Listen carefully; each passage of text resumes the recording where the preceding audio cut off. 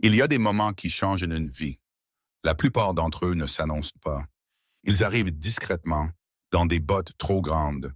Ils frappent à votre porte un mardi après-midi, quand vous avez cessé de croire au miracle. Ceci est l'histoire d'un de ces moments. Et de l'homme qui pensait avoir fini de vivre jusqu'à ce qu'un garçon lui demande de l'eau. Jacob Morrison se tenait au bord de sa propriété, là où la clôture rejoignait l'horizon. Il fixait le lit du ruisseau. En l'espace de 3 mois, ce qui était une rivière était devenu un filet d'eau, puis de la poussière. L'été du Montana de 1884 était arrivé comme une punition de Dieu lui-même. Une chaleur écrasante, la sécheresse. Le bétail mourait lentement dans des champs autrefois verdoyants. 47 ans et de nouveau seul. Il agrippa le poteau de la clôture avec des mains qui portaient des cicatrices de 3 décennies de travail au ranch, des callosités sur des callosités, des cicatrices de fer à marquer, de la vie elle-même. Le bois était assez chaud pour brûler, mais Jacob ne lâcha pas. La douleur était une bonne chose. La douleur était réelle. La douleur était la seule chose qui lui rappelait qu'il respirait encore. Derrière lui, la maison du ranch était vide. 200 mètres carrés de bois usés par le temps et de souvenirs auxquels il ne pouvait échapper. Sarah avait aimé cette maison. Elle avait frotté les planchers jusqu'à ce qu'ils brillent. Elle avait accroché des rideaux à chaque fenêtre. Elle avait rempli les pièces de rire, de l'odeur du pain chaud et du bruit des pas de leur fils courant de pièce en pièce. Tout cela avait disparu maintenant. Disparu depuis 3 ans. Jacob leva les yeux vers le ciel, sans nuages et cruel. Il parla à voix haute à un Dieu dont il n'était plus sûr qu'il l'écoutait. Seigneur, je sais que je ne t'ai pas parlé depuis 3 ans. Pas depuis que Sarah et le petit Matthew sont partis. Pas depuis que la fièvre les a emportés tous les deux la même semaine. Je ne demande rien pour moi, mais ce bétail, il est en train de mourir. La terre est en train de mourir. Si tu écoutes encore, envoie la pluie. Ou envoie-moi la force de tout quitter. Le ciel ne donna aucune réponse. Il ne le faisait jamais. Il se détourna de la clôture et retourna vers la maison. Ses bottes soulevaient la poussière à chaque pas. Dusty, sa jument alezane, le regardait depuis l'enclos avec des yeux patients. C'était la seule créature vivante de ce ranch qui dépendait encore de lui. Le bétail serait vendu à la fin du mois. Il était impossible de le garder en vie avec cette chaleur. Pas avec les puits qui s'asséchaient et le ruisseau à sec. La maison attendait. Elle attendait toujours. À l'intérieur, tout était exactement comme Sarah l'avait laissé. Jacob avait figé l'endroit dans le temps, comme un sanctuaire à ce qu'il avait perdu. Son tablier était toujours accroché au crochet près du poêle. Son panier de couture était posé à côté de sa chaise. Les assiettes qu'elle avait choisies, peintes de minuscules fleurs bleues, s'alignaient sur l'étagère, accumulant la poussière. Et dans le coin, intacte depuis 3 ans, se trouvait la chambre de Matthew. Jacob se tenait sur le seuil et regardait le petit lit fait au carré avec des coins militaires. Il regardait les jouets en bois figés en plein jeu. Il regardait la balançoire en corde, visible par la fenêtre, suspendue, immobile dans l'air lourd. 5 ans. C'est tout le temps que Dieu lui avait donné avec son fils. 5 ans à regarder Matthew passer de bébé à garçon. 5 ans à lui apprendre à monter à cheval, à manier le lasso, à être gentil avec les animaux et honnête avec les gens. 5 ans d'histoire avant de dormir, de rires matinaux, et la certitude absolue que rien au monde ne pouvait faire plus mal que d'aimer quelqu'un à ce point. Puis la fièvre était venue, Sarah d'abord, puis Matthew. Puis le docteur secouant la tête et prononçant les mots que Jacob entendait encore dans ses cauchemars. « Je suis désolé, Jacob. La fièvre est trop forte. Il n'y a plus rien que je puisse faire. » Il avait tenu la main de Sarah alors que la vie quittait son corps. Elle l'avait regardé avec des yeux qui voyaient déjà au-delà de ce monde, et elle avait murmuré ces derniers mots. « Prends soin de notre garçon. » Mais au matin, il n'y avait plus de garçon dont il fallait prendre soin. Jacob ferma la porte de la chambre de Matthew et traversa la maison qui était devenue un tombeau. Il mangeait des haricots directement de la conserve, debout au comptoir. Car s'asseoir seul à table était pire que de ne pas manger du tout. Il lava son unique assiette et la remit sur l'étagère avec toutes les autres qui ne seraient jamais utilisées. Puis il sortit pour vérifier le puits. Le niveau de l'eau avait encore baissé de 15 centimètres depuis la veille. À ce rythme, il serait à sec dans 2 semaines, peut-être moins. Il remplit une seule gourde et la rationna comme de l'or. Une gorgée le matin, une à midi, une le soir. Le bétail recevait ce qui restait, réparti entre 50 têtes. Il aurait dû y en avoir le double avant que la sécheresse ne tue la moitié du troupeau. Alors que le soleil entamait sa lente descente vers les montagnes de l'ouest, Jacob s'assit sur son porche et regarda la lumière changer. Sarah avait adoré les couchers de soleil. Elle lui faisait arrêter tout ce qu'il faisait pour venir regarder le ciel prendre des couleurs qu'elle décrivait avec des mots qu'il ne comprenait jamais tout à fait. Ambre, cramoisi, violet. Pour Jacob, c'était juste le soleil qui se couchait. Comme chaque jour, comme il le ferait demain et chaque jour après, jusqu'à ce qu'il rejoigne Sarah et Matthew sous terre. Il ne priait pas avant de se coucher. Il ne l'avait pas fait depuis 3 ans. À quoi bon? Dieu avait pris tout ce qui comptait. Prier, c'était juste parler au silence. On frappa à la porte à 4 heures de l'après-midi le lendemain. Jacob était dans la grange en train de nettoyer le box de Dusty. Il le faisait avec la concentration méthodique de celui qui n'a rien d'autre à penser. Le travail était simple, répétitif. Il gardait ses mains occupées et son esprit vide. On frappa de nouveau, plus fort cette fois. Jacob posa la fourche et se dirigea vers la maison, plissant les yeux face à la lumière brutale du saut de soleil. Les visiteurs étaient rares. La plupart des gens de Redemption Valley avaient appris au cours des 3 dernières années que Jacob Morrison préférait la solitude à la compagnie. Mais quand il ouvrit la porte, il ne trouva pas un adulte. Il trouva un enfant, un garçon, 9 ans peut-être, mince comme un piquet de clôture, avec des cheveux bruns en bataille à l'arrière, et des yeux gris qui portaient trop d'inquiétude pour un visage d'enfant. Il portait une chemise 3 tailles trop grande, un pantalon tenu par une corde au lieu d'une vraie ceinture, et des bottes si démesurées qu'elles semblaient presque comiques. Presque. Il n'y avait rien de drôle dans la façon dont le garçon se tenait, oscillant légèrement d'épuisement, mais refusant de s'asseoir. Rien de drôle dans les traces de larmes qui creusaient des sillons dans la poussière sur son visage. Rien de drôle dans la façon dont ses mains étaient serrées en poing, tremblant sous l'effort de se contenir. Le garçon regarda Jacob et parla d'une voix qui se cassa mais ne se brisa pas. « Monsieur, je m'appelle Finn Parker.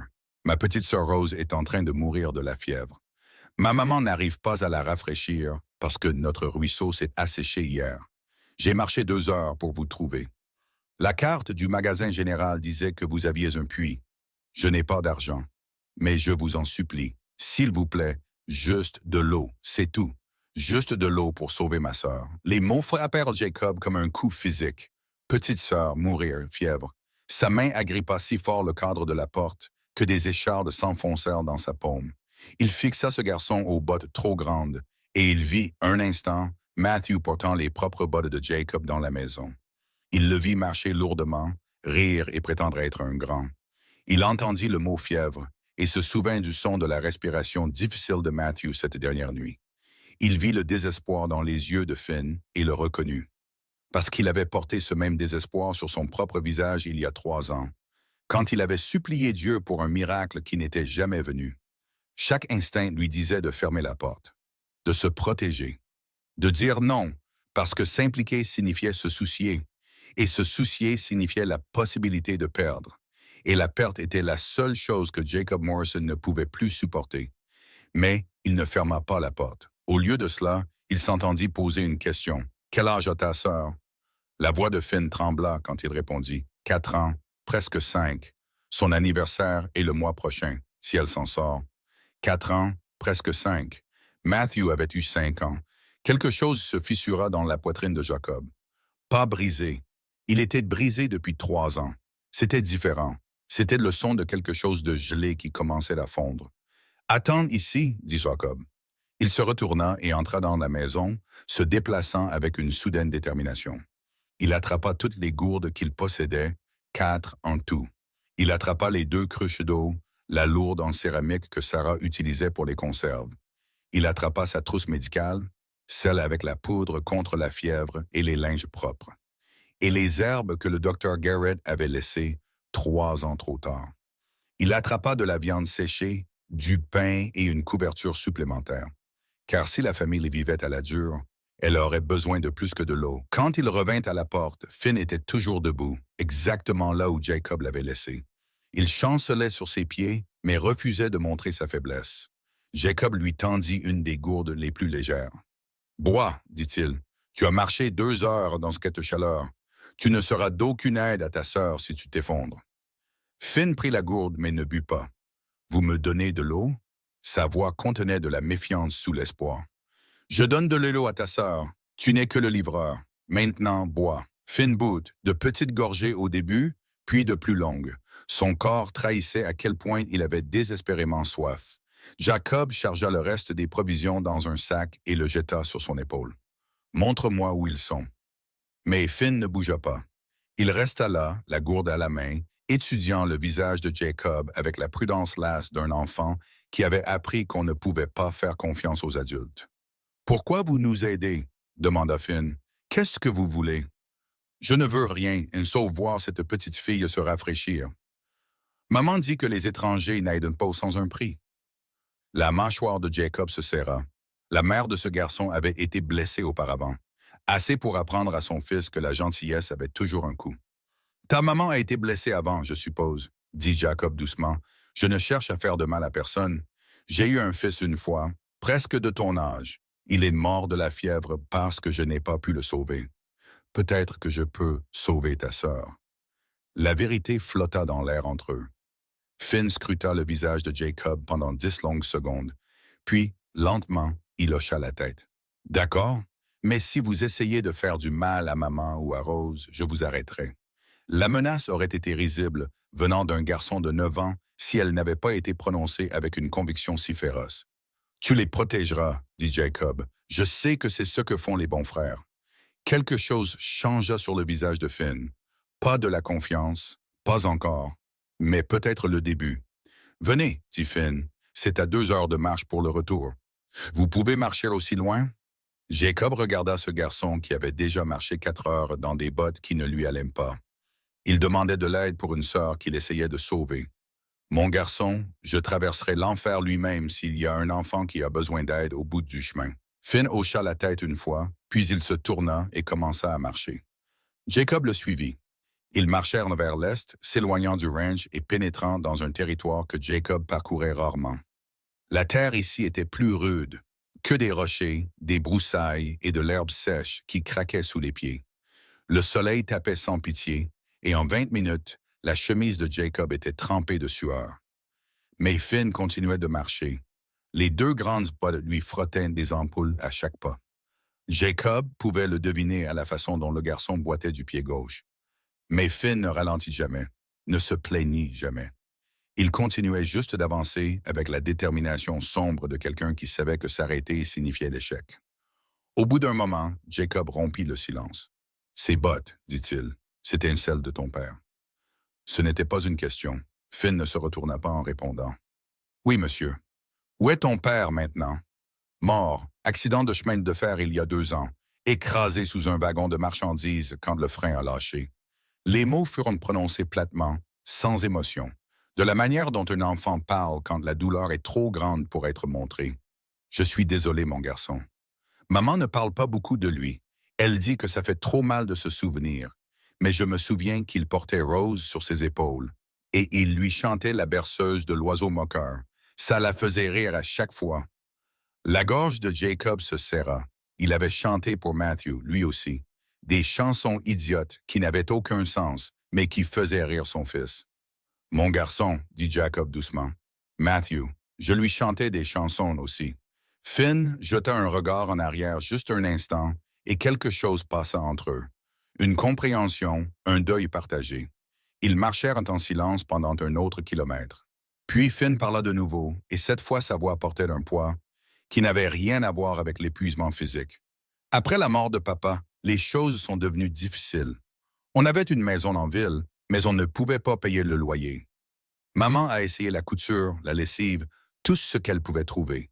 Mais Rose est tombée malade l'hiver dernier. Pas la fièvre, juste une toux. Et maman a dépensé tout notre argent pour le docteur. Puis on a été expulsés. Où êtes-vous allés? Nulle part, pas tout. On a bougé de camp en camp pendant 8 mois. Maman trouve du travail où elle peut. J'attrape des lapins. Rose essaye juste de ne pas déranger et de ne pas être un problème, même si elle n'est jamais un problème. 8 mois, cet enfant était sans abri depuis 8 mois. Il marchait dans les bottes d'un mort, essayant de maintenir sa famille en vie. Il y a une dame qui nous cherche, dit Finn, et quelque chose dans son ton fit que Jacob prêta plus d'attention. La mère de papa, grand-mère Iris, elle vit à Boston. Elle a de l'argent, une grande maison, tout ce qu'on n'a pas. Elle a écrit des lettres à maman. Elle dit qu'elle veut nous prendre, Rose et moi, pour nous donner une bonne éducation. Pourquoi votre maman n'y est pas allée? La voix de Finn devint amère. Grand-mère Iris a dit que maman n'était pas digne. Elle a dit que papa s'était marié en dessous de sa condition. Elle a dit qu'elle nous prendrait, nous les enfants, mais pas maman. Maman a dit que les familles ne fonctionnent pas comme ça. Maman a dit que nous sommes une famille et que les familles ne se séparent pas. Jacob sentit la colère monter en lui. Une grand-mère qui essayait de séparer des enfants de leur mère n'était pas une famille. C'était autre chose. Ta maman a raison, dit Jacob fermement. Une maison riche n'est pas un foyer si elle n'a pas d'amour. Ta maman vous aime plus que tout. Alors vous êtes déjà riche, mon garçon. Finn se retourna, marchant à reculons pendant quelques pas pour pouvoir regarder le visage de Jacob. Vous croyez vraiment ça? Je le sais. J'ai eu de l'amour une fois, je l'ai perdu. Et je donnerai tout ce que je possède, chaque hectare de terre, chaque tête de bétail, juste pour avoir un jour de plus avec les gens que j'aimais. L'argent ne peut pas acheter ça. Il ne l'a jamais pu. Finn l'étudia un long moment, puis hocha la tête et se retourna. Ils atteignirent le sommet d'une petite colline, et Finn montra un creux en contrebas où des arbustes offraient une ombre minimale. Là, dit-il, c'est là qu'on est resté. Jacob regarda en bas et sentit son cœur se serrer. Ce n'était pas une tente, c'était pire. Une cabane de chemin de fer abandonnée, à moitié effondrée. Elle était rafistolée avec tous les matériaux que la famille avait pu trouver. De la toile tendue sur les trous où des murs auraient dû se trouver. Des planches clouées de travers pour empêcher le toit de s'effondrer complètement. Un petit foyer à l'extérieur, froid et vide, car il n'y avait pas de bois à brûler. Et suspendu à une corde à linge improvisée entre deux poteaux, il y avait 3 articles. Une robe de femme, une robe d'enfant et un pantalon assez petit pour appartenir à Finn. Tout ce que cette famille possédait, suspendu au soleil. « Venez », dit Finn et il commença à descendre la colline. Avant qu'il n'ait fait la moitié du chemin, une femme apparut à l'entrée de la cabane. Elle était mince. Trop mince. Le genre de minceur qui vient quand on donne sa nourriture aux enfants et prétendant avoir déjà mangé. Des cheveux blonds vénitiens s'échappaient d'une tresse à moitié défaite. Sa robe, celle qui n'était pas sur la corde à linge, était usée mais propre. Elle avait de la fierté. Jacob le vit immédiatement. Elle avait aussi peur. Dès qu'elle vit Jacob, tout son corps se raidit. Elle sortit de la cabane et se plaça directement entre l'entrée et cet étranger. Comme une mère ours se place entre une menace et ses petits. « Finn !» Sa voix trancha l'air comme un fouet. « Qu'est-ce que tu as fait? » Finn s'arrêta de marcher. Ses épaules se haussèrent sur la défensive. « J'ai trouvé de l'aide, maman. Rose a besoin d'eau et il en a. »« Je t'avais dit qu'on n'accepte pas l'aide d'étrangers. Je t'avais dit qu'on ne fait confiance à personne qu'on ne connaît pas. Mais maman, Rose est brûlante et notre ruisseau est à sec. Et tu es à genoux là depuis 6 heures, à faire semblant que ce chiffon sec fait quelque chose, alors qu'on sait tous les deux que ce n'est pas le cas. » La femme, Clara, Jacob réalisa que son nom devait être Clara Parker, regarda son fils avec une expression qui mêlait colère, peur et amour désespéré. Puis elle regarda Jacob. Ses yeux firent le calcul en quelques secondes. Pourrait-elle attraper Rose et courir? Dans quelle direction? À quelle vitesse pourrait-elle se déplacer en portant une enfant malade de 4 ans? Pourrait-elle distancer un homme en bonne santé? La réponse était non, et elle le savait. Sa mâchoire se serra jusqu'à ce que le muscle ressorte comme un fil de fer. Jacob leva lentement les 2 mains, paumes ouvertes, le geste universel de paix. « Madame, je m'appelle Jacob Morrison. Je possède le ranch à l'ouest d'ici. Votre garçon a marché 2 heures dans cette chaleur pour demander de l'eau. J'ai de l'eau, des médicaments et des linges propres. Je ne suis pas ici pour faire du mal à qui que ce soit. Je suis juste là pour aider une petite fille malade. » Les yeux de Clara se plissèrent. « Qu'est-ce que vous voulez? »« Rien du tout. Personne n'aide gratuitement. Alors je serai le premier. » Ils se regardèrent fixement à travers 10 pieds de sol poussiéreux. Deux personnes qui avaient toutes deux appris à la dure que le monde prenait plus qu'il ne donnait. Deux personnes qui avaient été assez blessées pour construire des murs. Puis, de l'intérieur de la cabane, une petite voix changea tout. Maman, j'ai soif. Le visage de Clara s'effondra. Chaque défense, chaque mur, chaque once de colère protectrice s'écroula en l'espace d'un battement de cœur. Ce qui restait n'était qu'une mère, terrifiée, désespérée, à court d'options. Mais elle ne s'écarta toujours pas. Si je vous laisse aider, dit-elle, la voix tremblante. Et si Rose va mieux, pourrez-vous garder un secret? Les instincts de Jacob s'éveillèrent. Ça dépend du secret. Clara fouilla dans sa poche et en sortit une lettre froissée. Elle la tendit à Jacob avec des mains tremblantes. L'entête disait « Cabinet d'avocat, Boston, Massachusetts ». Jacob parcourut le contenu. Langage juridique, demande de garde. Le nom d'Iris Montgomery apparaissait 3 fois. Et en bas, en écriture formelle, Madame Clara Parker est par la présente notifiée que des poursuites ont été engagées devant le tribunal territorial du Montana pour retirer les enfants mineurs Finn Parker et Rose Parker de sa garde pour motif de provision et de soins inadéquats. Jacob leva les yeux de la lettre. La mère de votre mari essaie de vous prendre vos enfants. Elle a engagé un détective pour nous trouver. S'il le fait, elle emmènera Finn et Rose à Boston et je ne les reverrai plus jamais. C'est pour ça qu'on n'arrête pas de bouger. On ne peut pas signifier des papiers si on ne nous trouve pas. Jacob rendit la lettre. Fuir n'est pas une vie pour des enfants. Les yeux de Clara brillèrent. Les perdre n'est pas une vie pour moi.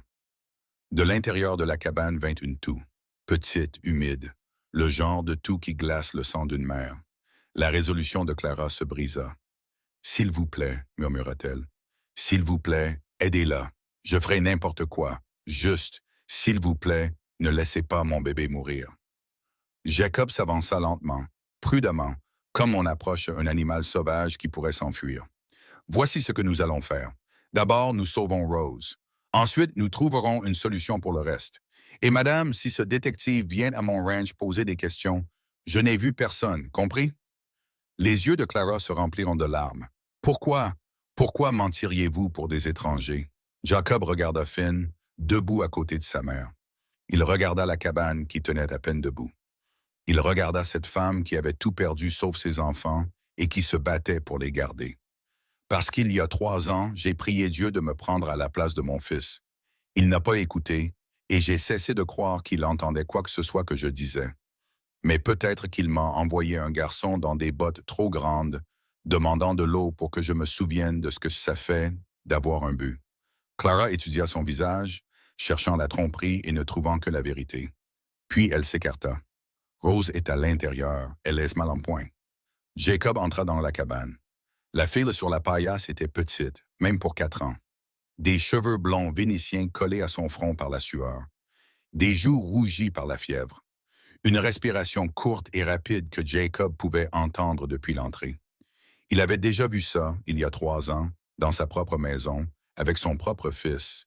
Mais cette fois, il avait de l'eau. Cette fois, il pouvait aider.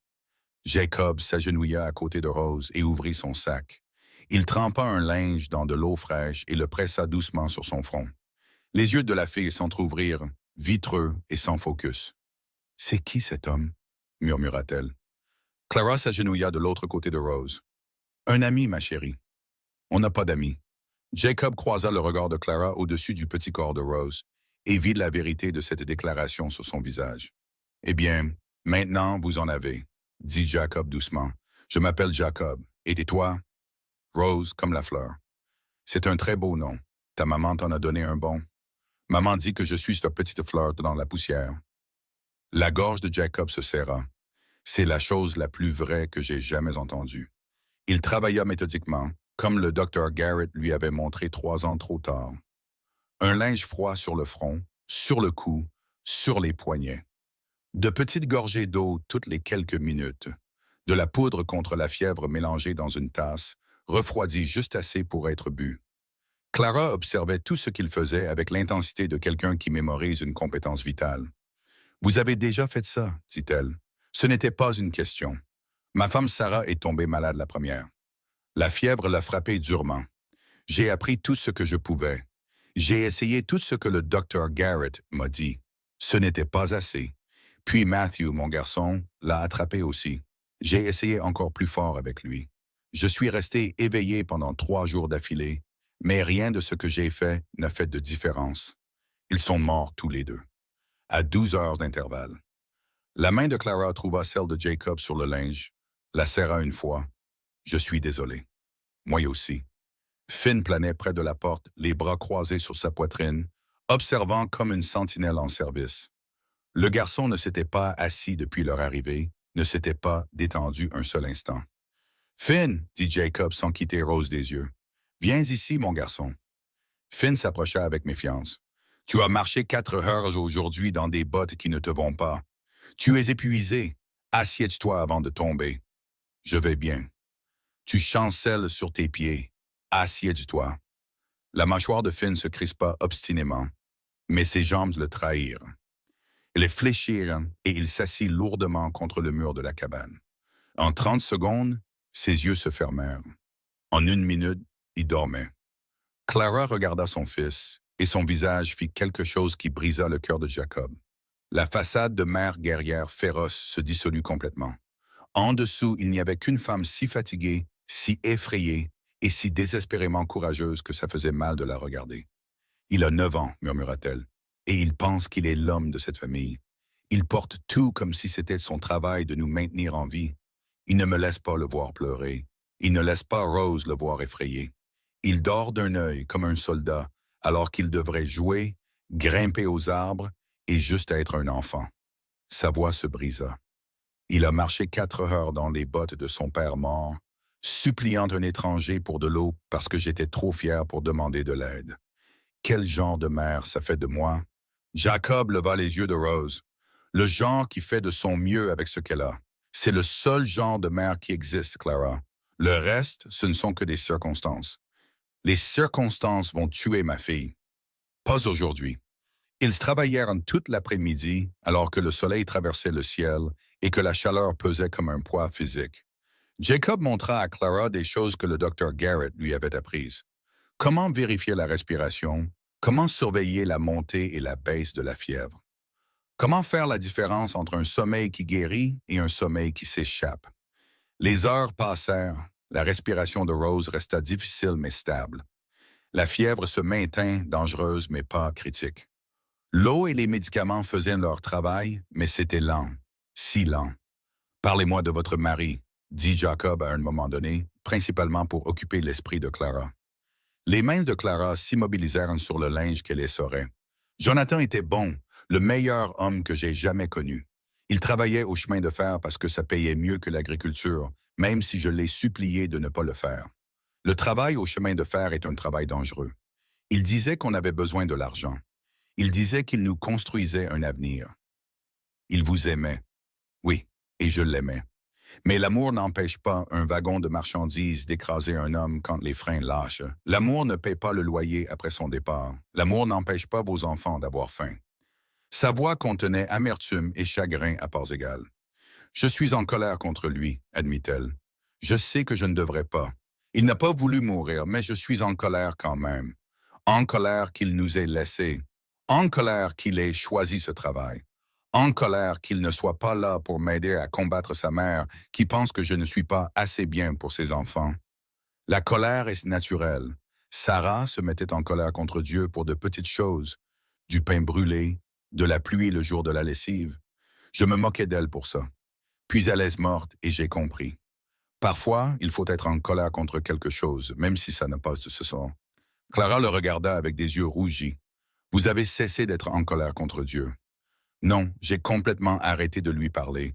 Je me suis dit que s'il n'écoutait pas, de toute façon, ça ne servait à rien de gaspiller mon souffle. Mais vous êtes ici à aider des étrangers. Ça ressemble à quelque chose qu'un homme de foi ferait. Jacob resta silencieux un long moment. Peut-être que j'essaye de regagner ses bonnes grâces, ou peut-être que j'essaye juste de sauver une petite fille pour pouvoir me dire que je ne suis pas complètement inutile. Vous n'êtes pas inutile, Jacob Morrison. Dites ça à ma femme et à mon fils qui sont morts pendant que je regardais. Les mots sortirent plus durs qu'ils ne l'avaient voulu. Clara ne broncha pas. Vous n'avez pas pu les sauver. Ça ne vous rend pas inutile, ça vous rend humain. Avant que Jacob ne puisse répondre, Rose bougea. Ses yeux s'ouvrirent, plus clairs qu'avant. Maman, Clara se pencha sur sa fille, les larmes coulant. Je suis là, mon bébé. Je n'ai plus aussi chaud. Clara posa sa main sur le front de Rose. La fièvre avait baissé. Pas complètement, mais assez pour signifier que les médicaments fonctionnaient. Assez pour signifier qu'ils avaient du temps. Les épaules de Clara furent secouées de sanglots silencieux de soulagement. Finn se réveilla en sursaut, immédiatement alerte. « Rose? Je vais bien, Finny. J'ai juste soif. » Finn se précipita et prit la main de sa sœur. « Tu m'as fait peur, Rosie. »« Désolé. »« Ne sois pas désolé. Ne recommence pas. C'est tout. » Rose sourit faiblement. « J'essaierai. » Jacob s'assit en arrière sur ses talons et laissa la famille avoir son moment. Il avait fait ce pourquoi il était venu. La crise était passée. Rose aurait besoin d'être surveillée pendant la nuit, mais le plus grand danger était passé. Il devrait partir, les laisser se reposer, revenir demain avec plus d'eau. Mais il ne voulait pas partir. Pour la première fois en 3 ans, Jacob Morrison avait l'impression d'être exactement là où il devait être. Alors que le soleil commençait à se coucher, peignant le ciel du Montana de couleurs pour lesquelles Sarah aurait eu des mots, Jacob prit une décision. « Je reviendrai demain, dit-il. J'apporterai plus d'eau et de nourriture. Tout ce dont vous avez besoin. » Clara le regarda avec une sorte d'émerveillement. « Vous feriez ça? »« Oui. »« Pourquoi? » Jacob regarda Finn, épuisé, mais tenant toujours la main de sa sœur. Il regarda Rose, faible mais vivante. Il regarda Clara, pleurant de soulagement mais essayant de le cacher. Il dit simplement, « Je suis mort depuis 3 ans. Je marchais, je respirais, mais j'étais mort à l'intérieur. Et aujourd'hui, un garçon dans des bottes trop grandes a frappé à ma porte et m'a demandé de l'eau. Et pour la première fois depuis que j'ai perdu ma famille, je me suis senti à nouveau vivant. » Il se leva et rassembla ses gourdes vides. « Je serai de retour avant l'aube avec de l'eau fraîche. Gardez-la au frais pendant la nuit. Si la fièvre remonte, envoyez Finn. Mon ranch est plein ouest. Vous ne pouvez pas le manquer. » « Monsieur Morrison, » dit Finn, se levant sur des jambes tremblantes. « Juste Jacob, mon garçon. » Finn fouilla dans sa poche et en sortit quelque chose de petit. Un cheval en bois sculpté, brut mais soigné, fait par les mains d'un enfant. « Mon père m'a appris à sculpter avant de mourir. Ça devait être pour l'anniversaire de Rose, mais je veux que vous l'ayez, comme paiement. » Jacob prit le petit cheval et sentit son poids dans sa paume. Pas beaucoup de poids du tout, mais il semblait plus lourd que de l'or. « C'est le plus beau paiement que j'ai jamais reçu, » dit-il, la voix rauque. « Vous le pensez vraiment? »« Oui, je le garderai en sécurité. » Finn hocha la tête une fois, satisfait. Jacob sortit de la cabane et entra dans l'air frais du soir. Derrière lui, il entendit la voix de Clara, douce et pleine de larmes. « Merci, merci de l'avoir sauvé. » Jacob ne se retourna pas. S'il le faisait, il risquait de ne pas partir, et ils avaient plus besoin de repos que de sa présence. Il marcha vers l'ouest, vers son ranch, vers la maison vide qui l'attendait. Mais pour la première fois en 3 ans, il avait moins l'impression de marcher vers un tombeau que vers quelque chose qui pourrait un jour redevenir un foyer. Dans sa poche, le cheval en bois que Finn avait sculpté pressait contre sa jambe à chaque pas. Un garçon avait marché 2 heures pour demander de l'eau, et en la donnant, Jacob Morrison avait trouvé la seule chose qu'il pensait avoir perdue pour toujours, un but. La semaine qui suivit changea tout. Jacob Morrison, qui n'avait parlé à personne d'autre que son cheval pendant 3 ans, se retrouva à chevaucher vers l'est chaque matin avant l'aube. Il se retrouva à transporter de l'eau, de la nourriture et du bois de chauffage à une famille vivant dans une cabane délabrée. Il se retrouva assis par terre à côté d'un garçon de 9 ans, lui apprenant à poser des pièges à lapins. Pendant qu'une fillette de 4 ans, nommée d'après une fleur, leur racontait des histoires d'insectes avec qui elle s'était liée d'amitié. Il se retrouva, pour la première fois depuis la mort de Sarah et Matthew, à vouloir se réveiller le matin. La fièvre de Rose tomba complètement le 2e jour. Le 3e, elle courait partout dans le camp avec l'énergie débordante d'une enfant à qui on avait dit de rester tranquille trop longtemps. Le 4e, elle avait nommé chaque rocher, arbre et lézard à moins de 5 mètres de la cabane et insistait pour les présenter tous à Jacob. « Voici Gérald », dit-elle en tenant une pierre particulièrement banale. « Il est timide, mais très sage. »« Enchanté de vous rencontrer, Gérald », dit Jacob avec le plus grand sérieux. Clara observait depuis l'entrée de la cabane, raccommodant une des chemises de Finn avec un fil si usé qu'il se casserait probablement dans la semaine. Mais elle souriait vraiment, et cette vision provoqua quelque chose d'étrange dans la poitrine de Jacob. Vous l'encouragez, cria Clara. Elle a de l'imagination, ça vaut de la peine d'être encouragée. Elle parle au rocher, Jacob. Je parle à mon cheval. Au moins, les rochers ne répondent pas pour vous dire que vous faites mal les choses. Rose gloussa. Le son était comme de l'eau sur des pierres, clair et limpide. Finn sortit des broussailles où Jacob l'avait envoyé vérifier des pièges. Il portait 2 lapins, tous 2 attrapés proprement. Je les ai, dit Finn, brandissant ses trophées avec une fierté tranquille. Bon travail. Tu as posé ces pièges exactement comme il faut. Ton père t'a appris quelque chose de tout ça? Le visage de Finn s'assombrit. Non, monsieur. Papa est mort avant de pouvoir m'apprendre grand-chose sur la chasse. Il allait le faire, mais le chemin de fer l'a pris. Jacob se leva et épousseta son pantalon. Eh bien, il serait fier de toi maintenant. Tu apprends vite. Quelque chose changea dans l'expression de Finn. Pas tout à fait un sourire, mais presque. Vous le pensez vraiment? Je le sais. La plupart des garçons de ton âge ne savent pas poser un piège correctement. Tu as réussi du premier coup. Ne jurez pas devant Rose, dit Finn automatiquement, puis il parut embarrassé. Désolé, maman m'a appris à dire ça quand les grandes personnes oublient. Ta maman a raison. Mes excuses, mademoiselle Rose.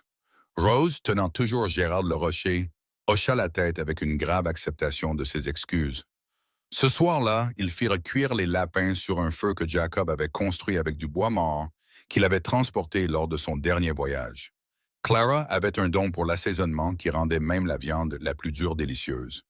Ils s'assirent en cercle autour du feu alors que le soleil se couchait. Pendant un moment, personne ne parla. Ils mangeaient simplement et écoutaient le crépitement des flammes et l'appel lointain d'un engoulevent en chasse. Puis Rose, qui ne restait jamais silencieuse longtemps, regarda Jacob avec ses grands yeux bleus. « Monsieur Jake, est-ce que vous savez prier? » La question tomba comme une pierre dans l'eau calme. La fourchette de Jacob s'arrêta à mi-chemin de sa bouche. Les yeux de Clara se tournèrent vers sa fille, puis vers Jacob, inquiète. « Je savais le faire, » dit Jacob prudemment. « Ça fait un moment. »« Pourquoi, Rose? » dit Clara doucement. « C'est personnel. »« Mais je veux savoir. Maman dit qu'on devrait prier avant de manger. Elle dit que c'est poli de remercier Dieu pour la nourriture. Mais Monsieur Jake ne prie jamais. Est-ce que ça veut dire qu'il n'est pas poli? » Jacob posa son assiette. Le lapin avait soudain un goût de cendre. « J'ai arrêté de prier il y a quelques années, petite. Je me suis mis en colère contre Dieu. J'ai arrêté de lui parler. » Rose réfléchit à cela avec un sérieux que seule une enfant de 4 ans pouvait avoir. « Est-ce qu'il a arrêté de te parler? » La question frappa plus fort qu'elle n'aurait dû. « Je ne sais pas, admit Jacob. Maman dit que Dieu parle parfois à travers les gens. Elle dit que quand les gens nous aident, c'est Dieu qui parle. Peut-être que Dieu a envoyé Fini à ta porte pour que tu saches qu'il écoute toujours, même si tu es en colère contre lui. » Le feu crépita. Quelque part dans l'obscurité, un coyote appela. Jacob regarda cet enfant qui avait failli mourir il y a 3 jours, qui vivait dans une cabane sans rien, qui parlait au rocher et croyait en un Dieu qui envoyait des messages à travers les gens. « Peut-être qu'il l'a fait, Rose, » dit Jacob, la voix rauque. « Peut-être qu'il l'a fait. » Rose lui sourit radieusement. « Alors, tu vas prier maintenant avec nous? » Clara commença à intervenir. « Rose, chérie, Monsieur Morrison n'est pas obligé. »« Je vais prier, » interrompit Jacob. Les yeux de Clara s'écarquillèrent.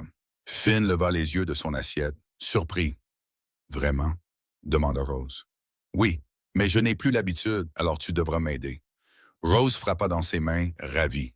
Elle tendit la main et prit celle de Jacob d'un côté, celle de Clara de l'autre.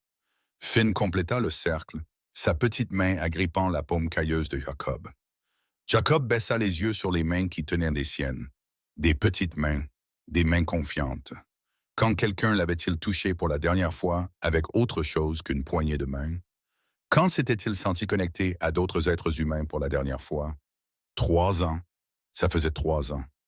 Il s'éclaircit la gorge, rauque d'émotion. « Cher Seigneur, » commença-t-il, et il dut s'arrêter. Les mots étaient plus difficiles que prévu. « Ça fait un moment qu'on n'a pas parlé. J'ai été en colère. Je le suis encore, pour être honnête, mais je suis reconnaissant aussi. Reconnaissant que tu m'aies envoyé un garçon qui avait besoin d'eau. Reconnaissant pour cette nourriture. Reconnaissant pour cette famille assise ici avec moi. Je ne comprends pas tes voix. Je ne sais pas pourquoi tu prends certaines personnes et en laisses d'autres. Mais j'essaie de croire que peut-être tu sais ce que tu fais, même quand ça n'a pas de sens pour moi. Il fit une pause, serra les petites mains qui tenaient des siennes. Merci pour cette nourriture. Merci pour ces gens. Et s'il te plaît, protège-les. Ils ont eu assez de problèmes. Ils méritent un peu de paix. Amen. Amen, répétèrent les autres. Quand Jacob leva les yeux, Clara pleurait. Des larmes silencieuses coulaient sur ses joues, captant la lumière du feu. C'était très bien, monsieur Jake, dit Rose. Dieu a aimé cette prière. Je l'ai senti. Comment tu as pu le sentir? Parce que mon ventre s'est réchauffé quand tu l'as dit. C'est comme ça qu'on sait que Dieu écoute. Ton ventre se réchauffe. La gorge de Jacob était trop serrée pour parler. Il hocha simplement la tête. Ils finiront de manger dans un silence confortable. Après le repas, Finn aida Clara à nettoyer pendant que Rose montrait à Jacob sa collection de rochers spéciaux. Chacun avait un nom et une personnalité qu'elle avait inventé. Celui-ci, c'est Margaret. Elle est très distinguée et n'aime pas se salir. Et voici Samuel. Il est courageux, mais parfois il a peur du noir. Rose, appela Clara, c'est l'heure d'aller au lit, ma chérie. Mais je n'ai pas sommeil. Si tu as sommeil, allez. Rose serra le rocher nommé Samuel, puis courut vers Jacob et lui serra la jambe. Merci d'avoir prié avec nous. De rien, petite fleur. Elle courut à l'intérieur. Finn s'attarda près du feu. Je vais vous raccompagner un peu, dit-il à Jacob. Ils s'éloignèrent un peu de la cabane, assez loin pour que Clara et Rose ne les entendent pas. Finn s'arrêta et se tourna vers Jacob. Au clair de lune, il paraissait plus vieux que 9 ans. Le genre de vieillesse qui vient quand on porte un poids trop lourd pour de petites épaules. Mon père priait, dit Finn doucement, chaque soir, même quand les choses étaient difficiles, même quand on n'avait pas assez d'argent pour le loyer. Il priait et nous disait que Dieu pourvoirait. Ton père avait l'air d'être un homme bon. C'était le meilleur homme que j'ai jamais connu. Mais ses prières ne l'ont pas sauvé de ce wagon de marchandises. Et les prières de maman ne nous ont pas empêchés de perdre notre maison. Et mes prières n'ont pas empêché Rose de tomber malade. La voix de Finn se brisa. Alors à quoi ça sert? À quoi ça sert de prier si Dieu n'écoute pas de toute façon? Jacob s'agenouilla pour être à la hauteur du garçon. Je n'ai pas de bonne réponse pour toi, mon garçon. J'ai arrêté de prier pour la même raison. J'avais l'impression de parler dans le vide. Mais ce soir, Rose m'a posé cette question, si Dieu avait arrêté de me parler. Et j'ai réalisé que peut-être non. Peut-être que c'est moi qui avais arrêté d'écouter. Ça n'a pas de sens. Non, c'est vrai. Mais voici ce que je sais. Ton père est mort et c'est terrible. Vous avez perdu votre maison et c'est terrible aussi. Rose est tombée malade et j'ai cru que j'allais la perdre comme j'ai perdu mon garçon. Mais elle n'est pas morte. Elle est là-dedans en ce moment, à parler au rocher et à avoir 4 ans. Et tu es ici, à maintenir ta famille unie à 9 ans. Et ta maman se bat comme une chatte sauvage pour vous garder tous les deux. Peut-être que c'est Dieu qui parle. Pas avec des mots, mais à travers des gens qui n'abandonnent pas. Finn resta silencieux un long moment. Vous croyez vraiment ça? J'essaye. Finn hocha lentement la tête. Mon père me manque. Je sais. Votre garçon vous manque tous les jours. Est-ce que ça devient plus facile? Jacob voulait mentir. Il voulait dire à cet enfant que oui, le deuil devenait plus facile, que la douleur s'estompait, que la vie revenait à la normale. Mais il s'était promis de ne jamais mentir à ce garçon. Non, dit-il honnêtement, ça ne devient pas plus facile. Tu deviens juste plus fort pour le porter. Et certains jours, tu rencontres des gens qui t'aident à le porter. Comme vous m'aidez. Je t'aide? Oui, vous, Rose et votre maman. Vous m'aidez à me souvenir de ce que ça fait d'être en vie. Finn s'avança soudainement et enlaça le cou de Jacob. Le câlin fut féroce et bref, terminé avant que Jacob ne puisse pleinement le réaliser. Merci d'avoir sauvé Rose, murmura Finn. Je ne pouvais pas la perdre. Elle aussi. Tu ne la perdras pas, je te le promets. Finn se recula, se frotta rapidement les yeux. Je devrais rentrer. Maman s'inquiète si je reste dehors trop tard. Vas-y alors. Finn se dirigea vers la cabane, puis se retourna. Jacob, vous reviendrez demain? Je serai là avant l'aube avec de l'eau fraîche. Bien. Rose veut vous montrer la fourmilière qu'elle a trouvée. Elle a nommé toutes les fourmis. Il y en a une centaine. Jacob sourit malgré lui. J'ai hâte. Il retourna à son ranch sous un ciel plein d'étoiles. Et pour la première fois en 3 ans, il ne les compta pas pour éviter de penser. Il leva simplement les yeux et se souvint que Sarah aimait observer les étoiles. Elle inventait des histoires sur les constellations. Peut-être que c'était bien. Peut-être que ce souvenir ne devait plus faire aussi mal. Le détective arriva le jeudi. Jacob était au ranch, en train de réparer une section de clôture qui avait pourri quand il entendit un cheval approcher. Il leva les yeux et vit un homme chevauchant vers lui sur un animal de louage. Le genre de cheval médiocre que l'écurie de Redemption Valley gardait pour les voyageurs qui n'y connaissaient rien. L'homme avait peut-être 40 ans, vêtu d'un costume gris trop épais pour l'été du Montana. Il portait une sacoche en cuir et un carnet. Il avait l'air de quelqu'un qui posait des questions pour gagner sa vie et qui se fichait de savoir si les gens voulaient y répondre. Jacob posa son marteau et attendit. L'homme arrêta son cheval et descendit avec les mouvements prudents de quelqu'un qui avait passé plus de temps en calèche qu'en selle. « Bonjour, dit l'homme. Vous êtes Jacob Morrison? Qui demande? » L'homme fouilla dans son manteau et sortit un insigne. Détective privé agréé dans le Massachusetts, Henry Walsh. Je travaille pour une certaine Madame Iris Montgomery de Boston. Elle recherche ses petits-enfants. 2 enfants, un garçon et une fille, voyageant avec leur mère. Le nom est Parker. Clara Parker. Jacob garda un visage neutre. Je ne connais pas de Parker. Peut-être que vous les connaissez sous un autre nom. La femme a les cheveux blonds vénitiens, minces. Le garçon a environ 9 ans, porte des vêtements trop grands. La fille, 4, peut-être 5 ans. Il y a beaucoup de gens qui passent par le territoire du Montana ces temps-ci. La sécheresse pousse les gens à quitter leur ferme dans toute la région. Walsh sourit, le sourire patient d'un homme qui avait eu cette conversation de nombreuses fois. En effet, Madame Montgomery est très inquiète pour les enfants. Elle veut leur offrir un foyer, une éducation, la sécurité. Elle pense que leur mère est incapable de s'occuper d'eux de manière adéquate. C'est pourquoi Madame Montgomery est prête à offrir une récompense substantielle pour toute information menant à la récupération des enfants. 200 $. 200 $, c'était plus d'argent que la plupart des éleveurs ne voyaient en un an.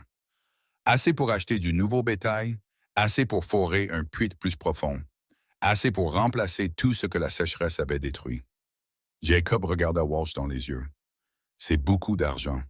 Oui, surtout pour un éleveur confronté à la sécheresse. L'implication flotta dans l'air entre eux. Jacob ramassa son marteau. Je vais vous dire, Monsieur Walsh, si je vois cette femme et ses enfants, je vous le ferai savoir. Mais pour l'instant, j'ai une clôture à réparer et du bétail à abreuver. Alors, à moins que vous n'ayez un mandat pour fouiller ma propriété, j'apprécierais que vous partiez. Le sourire des Walsh ne faiblit pas. Pas de mandat, juste un homme qui fait son travail. Mais, Monsieur Morrison, je dois vous dire que je suis sur la piste de cette famille depuis 6 mois maintenant. Je suis très bon dans ce que je fais et je suis proche, très proche. La question n'est pas de savoir si je les trouverai, c'est de savoir si ça se passera pacifiquement ou si ça deviendra difficile. Difficile pour qui? Pour toutes les personnes impliquées. Madame Montgomery est prête à aller au tribunal si nécessaire. Le tribunal territorial du Montana favorise la stabilité pour les enfants. Une femme vivant à la dure sans revenu contre une grand-mère riche avec des ressources, le résultat est assez prévisible. Jacob se redressa, marteau à la main. Avez-vous déjà pensé que la grand-mère pourrait avoir tort? Que ses enfants sont peut-être mieux avec leur maman, aussi pauvre soit-elle, qu'avec une dame riche à Boston qui veut les séparer? Ce n'est pas à moi de décider. Je ne fais que trouver des gens et déchirer des familles. L'expression de Walsh se durcit légèrement. Je réunis des enfants avec une famille qui peut s'occuper d'eux. Si vous voyez Madame Parker, vous rendriez service à ces enfants en me le faisant savoir. Ils méritent mieux que ce qu'elle peut leur offrir. Jacob s'approcha. Ils méritent leur mère. Maintenant, quittez ma terre. Walsh remonta sur son cheval. Je logerai à la pension de Redemption Valley. Si vous changez d'avis, pensez à ces enfants, Monsieur Morrison. Pensez à ce qui est le mieux pour eux. Il s'éloigna au petit trot. Jacob attendit que Walsh soit hors de vue, puis il sella immédiatement Dusty et partit vers l'est au galop. Clara étendait le linge quand Jacob arriva en trombe au camp. Elle laissa tomber la chemise qu'elle essorait et courut à sa rencontre. Qu'est-ce qui ne va pas? On a un problème. Jacob expliqua pour Walsh, pour les questions, pour la récompense. Le visage de Clara devint blanc comme un os blanchi. Il nous a trouvés. Oh mon Dieu, il nous a trouvés. Il ne sait pas encore exactement où vous êtes, mais il est proche, trop proche. Nous devons fuir, ce soir, avant qu'il... Non, Clara le fixa. Quoi? Fuir ne fonctionne pas, Clara. Vous fuyez depuis 8 mois et il vous a retrouvé quand même. Il est temps d'arrêter de fuir et de commencer à se battre. Se battre avec quoi? Je n'ai pas d'argent, pas d'avocat, pas de... Vous m'avez, moi, et vous avez autre chose. Quoi? Une communauté. Clara secoua la tête. Je n'ai pas de communauté. J'ai une cabane dans les bois et 2 enfants que personne ne connaît. Ça va changer aujourd'hui. Jacob l'attira vers Dusty. Prenez Finn et Rose. On va en ville. Vous allez rencontrer des gens. Et quand ce détective déposera ses papiers, vous aurez des témoins qui attesteront que vous êtes une bonne mère. Jacob, je ne peux pas simplement entrer en ville. Et si quelqu'un me reconnaît, et s'ils le disent à Walsh, alors ils le lui diront, et il trouvera toute une ville qui se dresse entre lui et vous. Clara semblait partagée entre l'espoir et la terreur. Et si ça ne marche pas? Alors on essayera autre chose. Mais Clara, vous ne pouvez pas continuer à vous cacher. Ces enfants ont besoin de plus qu'une cabane et une maman qui sursaute à la moindre ombre. Ils ont besoin de stabilité. Et la seule façon de l'obtenir, c'est en tenant bon. De l'intérieur de la cabane, Rose appela. « Maman, est-ce que Monsieur Jake est là? Je veux lui montrer les familles de fourmis. » Clara ferma les yeux. « D'accord, dit-elle doucement. D'accord, nous irons en ville. Mais si ça tourne mal, ça ne tournera pas mal. Vous ne pouvez pas le promettre. Non, mais je peux promettre que je serai juste à côté de vous quand on le découvrira. » L'église de Redemption Valley se trouvait à l'extrémité nord de la rue principale.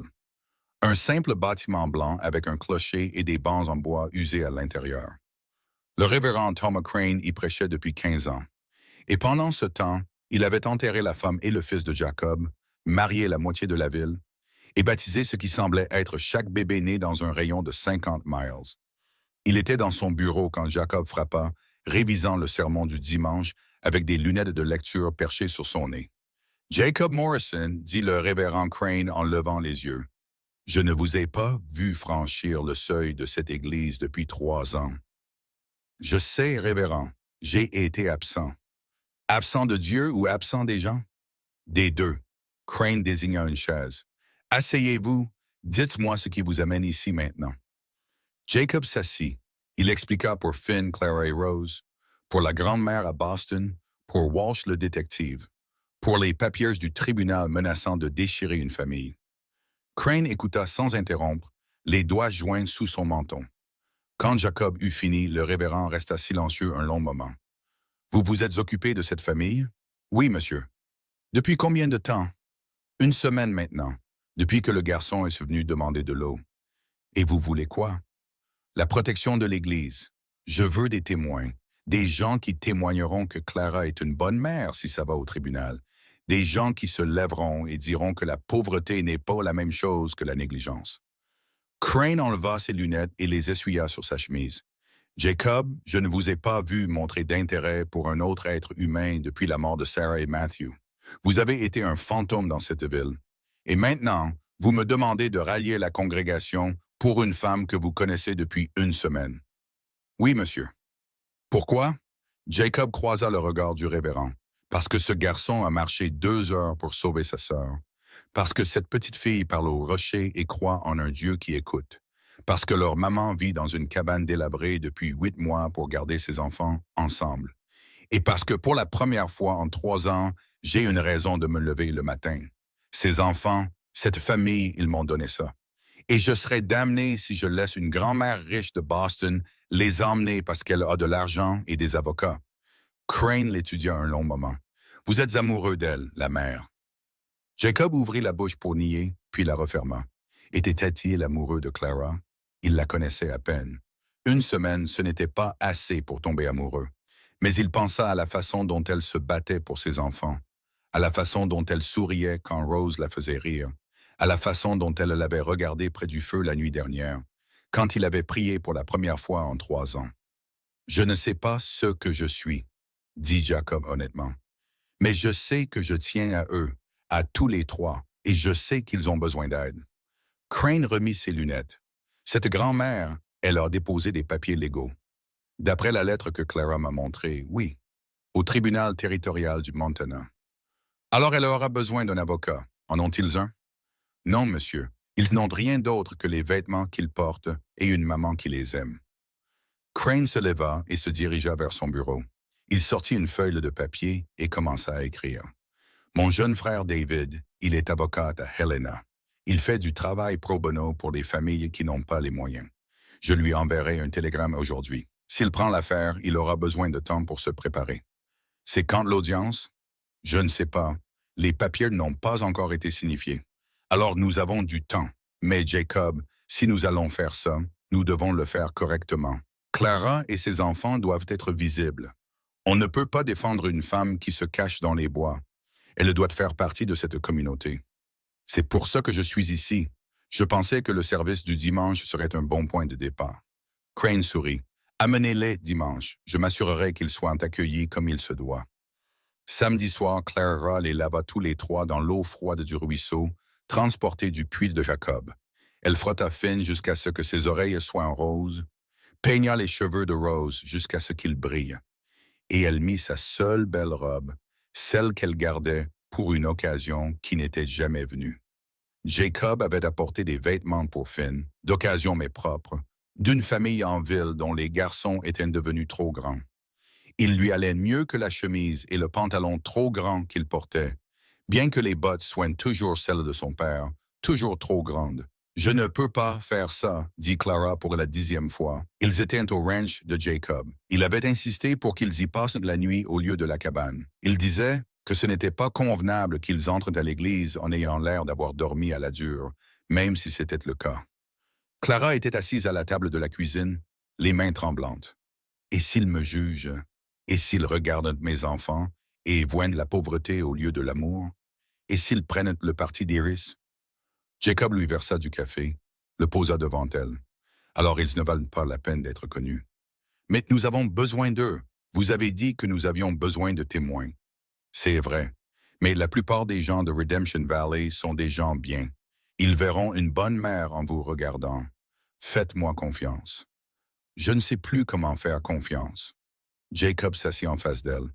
Alors faites-moi confiance pour faire confiance à votre place. Juste pour demain. Vous pourrez recommencer à ne pas faire confiance après, si vous voulez. Clara rit malgré elle. Un petit son, mais réel. Vous êtes un homme étrange, Jacob Morrison. Je sais. Pourquoi faites-vous ça? Vraiment? Il s'était posé la même question 100 fois cette semaine.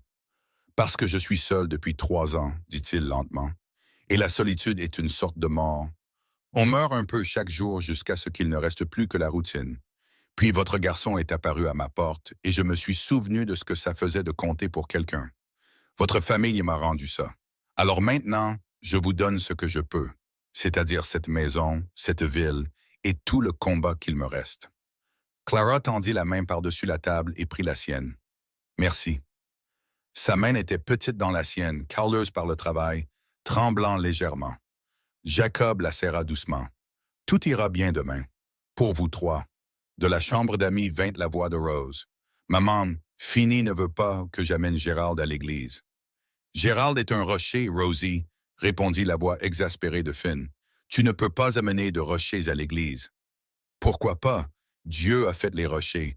Le révérend voudra le rencontrer. Clara retira sa main, souriant à travers ses larmes. Je devrais aller arbitrer avant qu'il ne réveille tout le comté. Elle se leva, fit une pause. Jacob, cette prière que vous avez dite l'autre soir au coin du feu. Vous la pensiez? Quelle partie? La partie où vous essayez de faire confiance à Dieu même quand ça n'a pas de ce sens. Je la pensais. Bien, parce que je vais avoir besoin de Dieu de notre côté demain. Et je me dis qu'il écoute les gens qui ont été en colère contre lui. Ça veut dire qu'ils tiennent assez à lui pour être en colère. Elle partit avant qu'il ne puisse répondre. Jacob resta seul dans sa cuisine, dans la maison qui avait été un tombeau pendant 3 ans, et sentit les murs respirer à nouveau. Le dimanche matin se leva, clair et chaud. Le temps qu'il marche jusqu'à l'église, la poussière recouvrait tout et la sueur trempait les chemises. Mais Clara gardait la tête haute. Finn marchait à ses côtés, protecteur comme toujours, et Rose sautillait devant, fredonnant une chanson qu'elle avait inventée sur les fleurs et le soleil. Les portes de l'église étaient ouvertes. À l'intérieur, des voix chantaient un hymne que Jacob se rappelait de son enfance. Clara s'arrêta au bas des marches. « Je ne peux pas faire ça. Si vous le pouvez, ils vont me dévisager. Laissez-les faire. » Jacob lui offrit son bras. Après un moment d'hésitation, Clara le prit. Ils montèrent les marches ensemble. Finn prit la main de Rose, et ensemble, les 4 entrèrent dans l'église. Toutes les têtes se tournèrent. Le chant faiblit, puis s'arrêta. 50 pères d'yeux se fixèrent sur les étrangers parmi eux. La prise de Clara sur le bras de Jacob se resserra jusqu'à ce que ses ongles s'enfoncent dans sa peau. Rose se cacha derrière la jupe de sa mère. La main de Finn alla à sa poche où il gardait le couteau de son père. Des chuchotements commencèrent. Jacob entendit des fragments. Qui sont-ils? D'où viennent-ils? Regardez la robe de cette femme, usée jusqu'à la corde. Puis la voix du révérend Crane retentit depuis la chaire, chaude et accueillante comme une pluie d'été. Frères et sœurs, nous avons des invités ce matin. Madame Clara Parker et ses enfants, Finn et Rose. Ils sont nouveaux dans notre communauté, et j'attends de vous tous que vous les fassiez se sentir les bienvenus, comme le Christ le voudrait. Silence. Puis, du 3e banc, Martha Jenkins se leva. Elle avait 60 ans, si ce n'est plus. Une couturière qui avait perdu sa fille en couche il y a 5 ans et n'avait pas beaucoup souri depuis. Elle se mit à applaudir, lentement d'abord, puis plus vite. Une personne la rejoignit, puis une autre, puis une autre. En quelques secondes, toute la congrégation applaudissait. Les genoux de Clara fléchirent légèrement. Jacob la soutint. « Je vous l'avais dit, » murmura-t-il. Ils trouvèrent des places au fond. Le service continua, mais Jacob n'en entendit presque pas un mot. Il était trop occupé à regarder le visage de Clara alors qu'elle réalisait, peut-être pour la première fois en 8 mois, qu'elle n'était plus seule. Après le service, les gens les entourèrent. Martha Jenkins se fraya un chemin à travers la foule la première. « Madame Parker, je suis Martha. Je tiens la boutique de couture sur la rue principale. J'ai du tissu, des aiguilles, du fil, tout ce dont vous avez besoin. Venez demain et nous ferons des vêtements convenables à ces enfants, sans frais. » Les yeux de Clara se remplirent. « Je ne peux pas accepter. Vous pouvez et vous le ferez. Je n'ai pas de petits-enfants à moi. Laissez-moi faire ça. » Ensuite vint le docteur Samuel Garrett, sa maillette médicale toujours à la main pour ses visites du matin. « Madame, j'ai examiné votre petite fille quand Jacob l'a amenée hier. Elle est en bonne santé maintenant. Mais si vous avez besoin de quoi que ce soit de médical, venez me voir. Je ne refuse pas les gens qui ne peuvent pas payer. » Puis Alice Brennan, l'institutrice, jeune et sérieuse. « Finn, c'est ça? As-tu été à l'école? » Finn hocha la tête timidement. « Maman m'apprend à lire et à écrire. »« Bien, tu auras une place dans ma classe à partir de lundi si tu le veux. J'ai des abécédaires, des ardoises, tout ce dont tu as besoin. » Le shérif Daniel Cooper s'avança en dernier. Un grand homme aux yeux bienveillants et un insigne qui brillait sous la lumière du soleil filtrant par les fenêtres. « Madame Parker, si quelqu'un vous cause des ennuis, venez me voir. Peu m'importe s'ils ont de l'argent, des avocats ou quoi que ce soit d'autre. Mon travail est de protéger les gens de ce territoire. Vous en faites partie maintenant. » Clara ne pouvait pas parler. Elle hocha simplement la tête, les larmes coulant. Puis Rose tira sur la manche du shérif Cooper.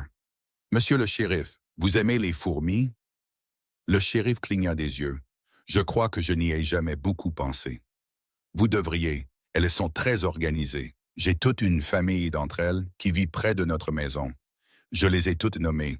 La reine s'appelle Béatrice. » Le visage sévère du shérif se fendit d'un sourire. « C'est un beau nom pour une reine des fourmis. »« Je sais, je suis très doué pour les noms. » La foule rit.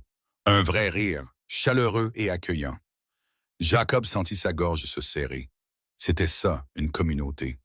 C'était ce qui se passait quand les gens choisissaient d'aider au lieu de juger. Puis les portes de l'église s'ouvrirent à nouveau et Henry Walsh entra. Le rire mourut. Walsh se tenait sur le seuil, observant la scène avec un détachement professionnel.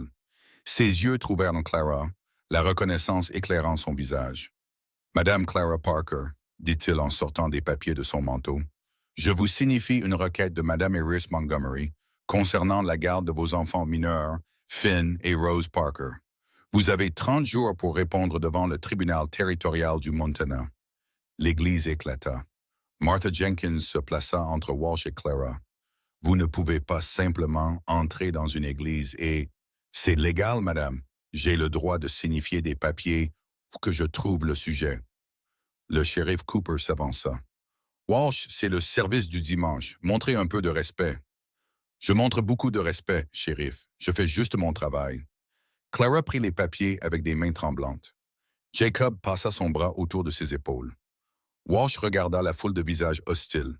« Madame Parker, pour ce que ça vaut, Madame Montgomery croit sincèrement qu'elle agit dans le meilleur intérêt de vos enfants. Elle veut leur donner des opportunités que vous ne pouvez pas fournir. » Clara retrouva sa voix.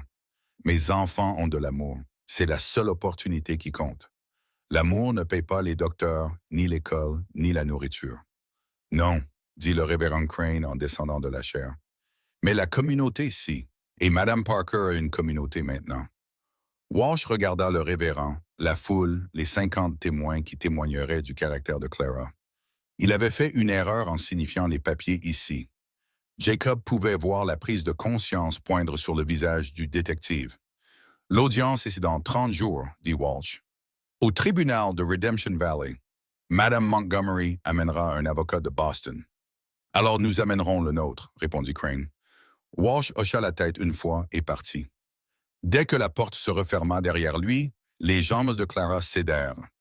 Jacob la rattrapa avant qu'elle ne touche le sol. « Je vous tiens, dit-il, je vous tiens. » Elle s'accrocha à lui, sanglotant dans sa chemise pendant que Finn tenait Rose, et que toute la congrégation les entourait comme un mur de protection. Cet après-midi-là, le révérend Crane convoqua une réunion dans son bureau. Jacob, Clara, le shérif Cooper, Martha Jenkins et le docteur Garrett s'entassèrent dans le petit espace. « Nous avons 30 jours, dit Crane. Mon frère David prendra l'affaire pro bono.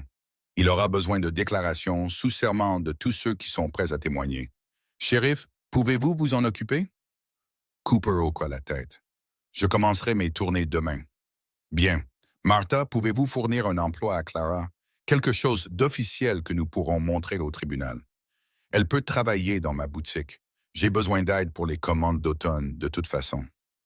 Docteur, je témoignerai de la santé des enfants. Aucun signe de négligence ou de maltraitance. » Crane regarda Jacob. « Et vous?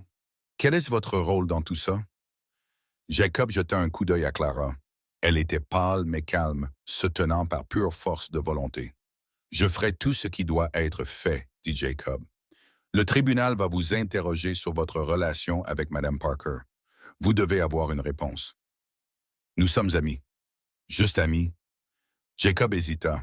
Les yeux de Clara croisèrent les siens à travers la pièce. « Je ne sais pas vraiment ce que nous sommes, » admit Jacob. « Mais je sais que je tiens à cette famille, et je sais que je me battrai pour la garder unie. » Crane hocha lentement la tête. « C'est juste. Maintenant, la grand-mère va dépeindre Clara comme inapte, sans abri, sans revenu, vivant à la dure. Nous devons contrer ce récit. À partir d'aujourd'hui, vous n'êtes plus sans abri, Clara. Vous êtes une résidente de Redemption Valley avec un emploi, un soutien communautaire et un logement stable. Où suis-je censé vivre? Je ne peux pas me le permettre. » Martha interrompit. « Vous resterez avec moi. J'ai des chambres supplémentaires au-dessus de ma boutique. Vous et les enfants, je ne peux pas m'imposer. Ce n'est pas s'imposer, c'est survivre. Et nous allons nous assurer que vous le fassiez. » Clara s'effondra à nouveau. Cette fois, Martha la tint pendant qu'elle pleurait. Cette nuit-là, après que Clara et les enfants se soient installés dans les chambres d'amis de Martha, après que la ville ait fini de se rallier autour d'une famille qu'elle venait de rencontrer, Jacob retourna seul à son ranch. La maison semblait à nouveau vide, mais différemment. Pas vide comme un tombeau, juste silencieuse. Il traversa la pièce que Sarah avait aimée, passa devant la porte de Matthew et entra dans sa propre chambre. Il sortit le cheval en bois sculpté que Finn lui avait donné et le posa sur la commode. Puis il s'agenouilla à côté de son lit et fit quelque chose qu'il n'avait pas fait depuis 3 ans. Il pria, pas à voix haute, juste dans sa tête, parlant à un Dieu qu'il avait ignoré. Seigneur, je ne sais pas si tu écoutes. Je ne sais pas si tu l'as déjà fait, mais si c'est le cas, je te demande de l'aide. Pas pour moi. Pour Clara, Finn et Rose. Ce sont de bonnes personnes qui ont eu de la malchance. Ils méritent mieux que ce qu'ils ont. Cette grand-mère à Boston, elle a de l'argent, du pouvoir et des avocats.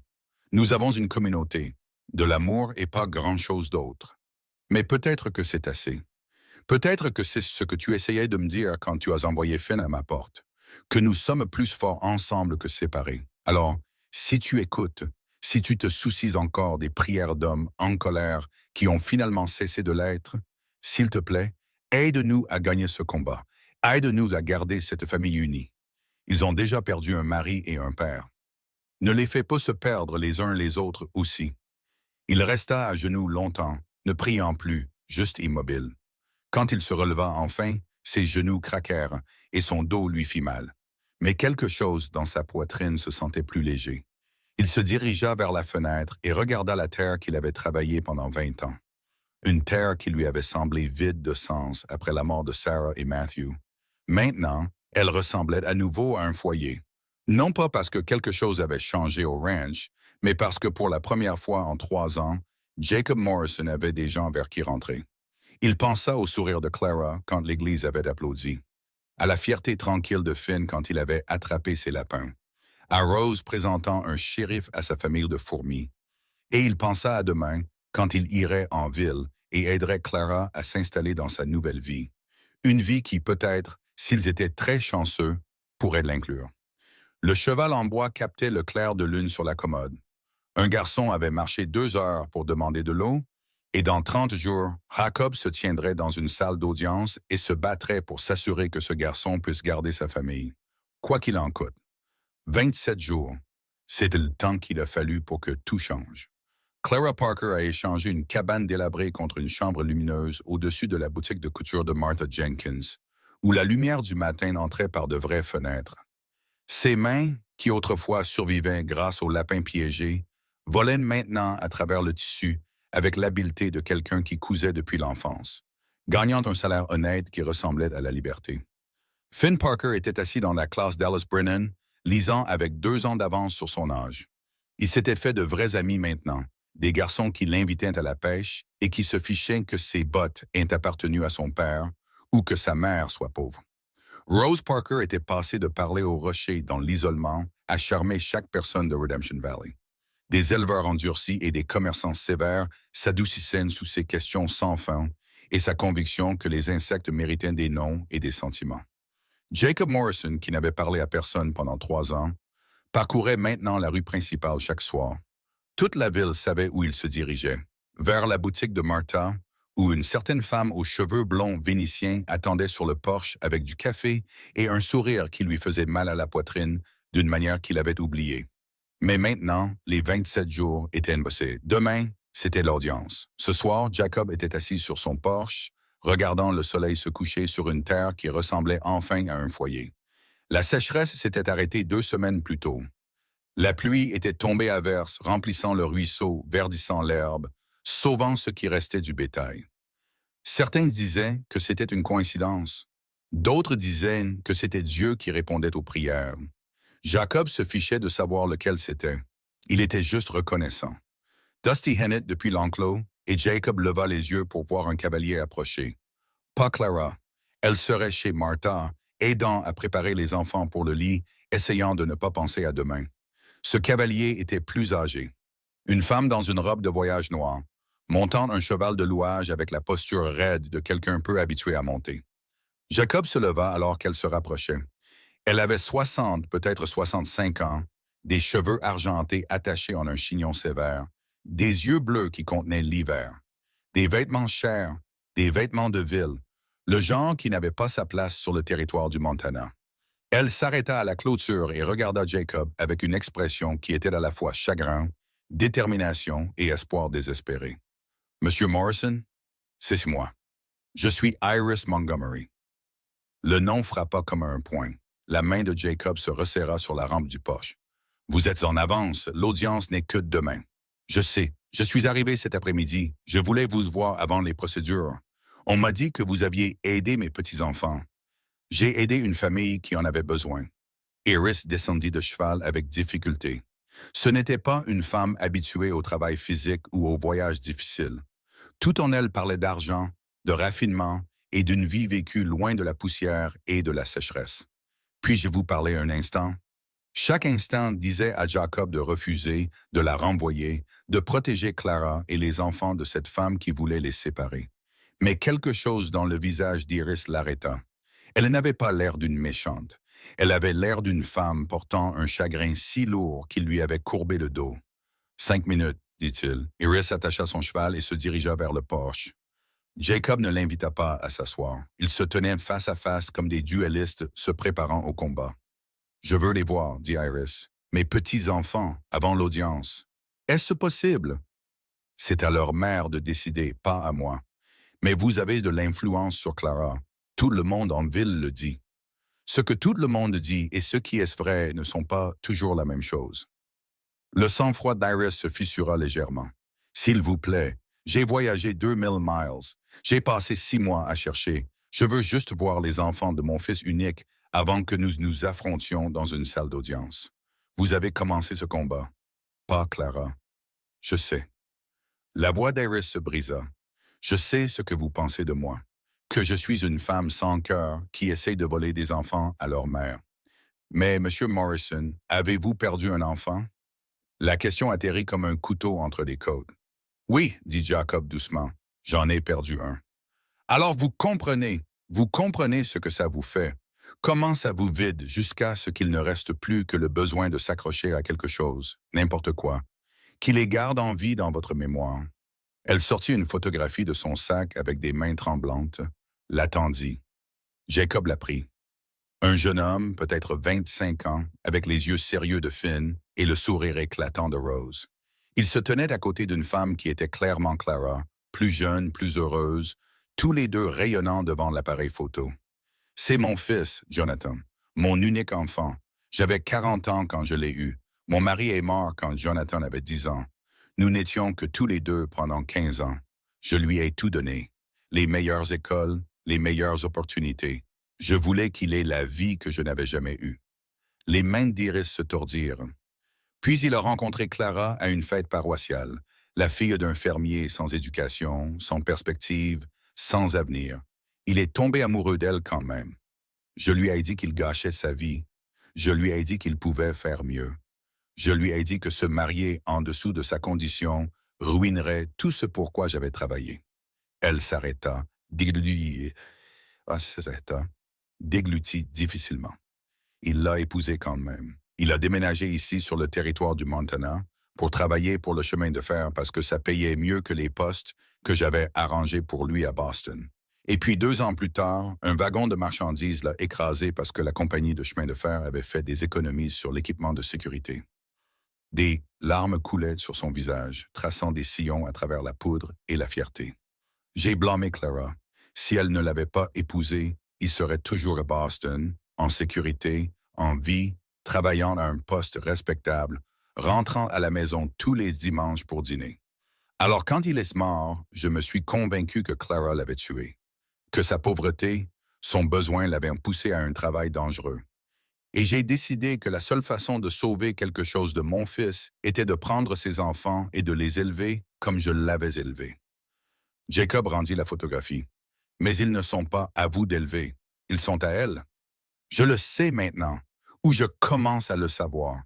Quand j'ai vu Clara cet après-midi en ville, marchant avec les enfants, toutes les deux propres, heureux et riants.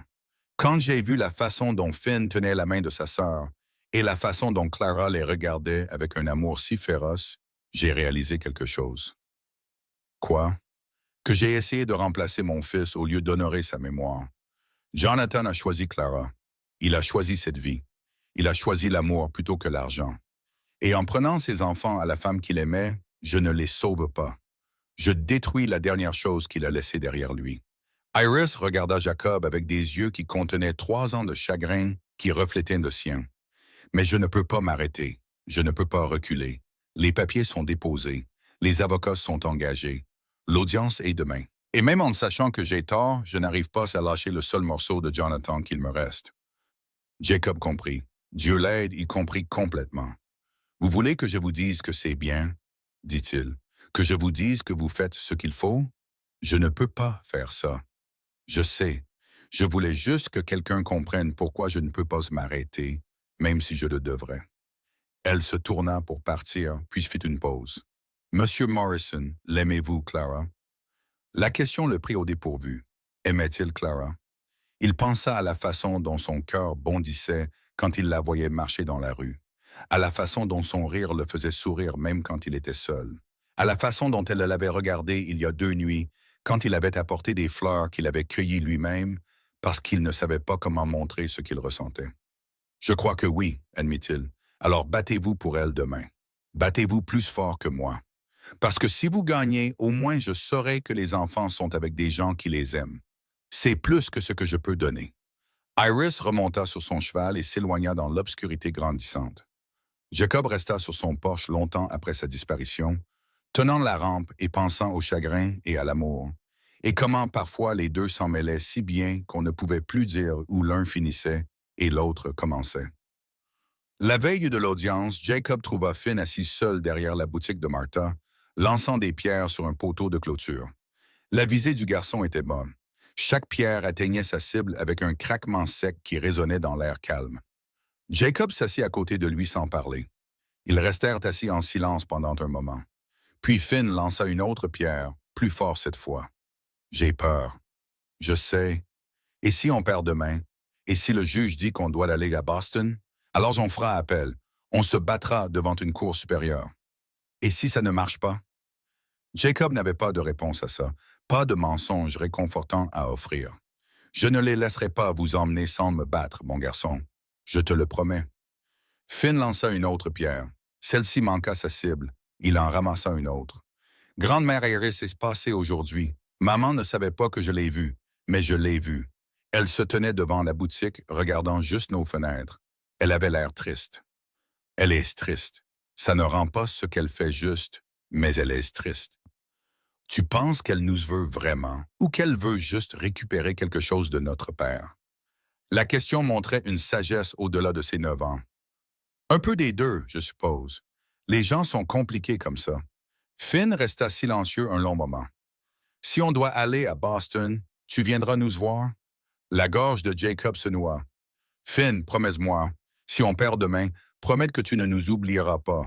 Promets que tu écriras des lettres. Promets que tu viendras nous voir, même si ce n'est qu'une fois par an. Promets qu'on ne te perdra pas, toi aussi. Jacob attira le garçon dans une étreinte féroce et serrée. Vous n'allez pas me perdre. Vous n'allez pas perdre votre maman. On va entrer dans cette salle d'audience demain et on va gagner. Tu m'entends? Mais et si? Pas de et si. On va gagner parce que ce juge va voir ce que je vois. Un garçon courageux, intelligent et qui aime sa famille. Une petite fille qui se lie d'amitié avec les fourmis et qui croit que les rochers ont des sentiments. Et une maman qui traverserait le feu pour vous protéger. Aucune somme d'argent ne peut rivaliser avec ça. Finn se recula, se frotta les yeux. J'espère que tu as raison. J'ai raison. Jacob aurait aimé se sentir aussi certain qu'il en avait l'air. Le matin arriva trop vite. La salle d'audience de Redemption Valley était simple. Des bancs en bois, une estrade pour le juge, des fenêtres qui laissaient entrer trop de lumière et donnaient l'impression que tout était exposé. À 8 heures du matin, elle était déjà bondée. La moitié de la ville était venue. Martha Jenkins était assise au premier rang, ses ciseaux de couture bien en évidence sur ses genoux, comme une arme. Le docteur Garrett avait fermé son cabinet pour la journée. Le shérif Cooper se tenait contre le mur du fond, les bras croisés, dégageant une autorité protectrice.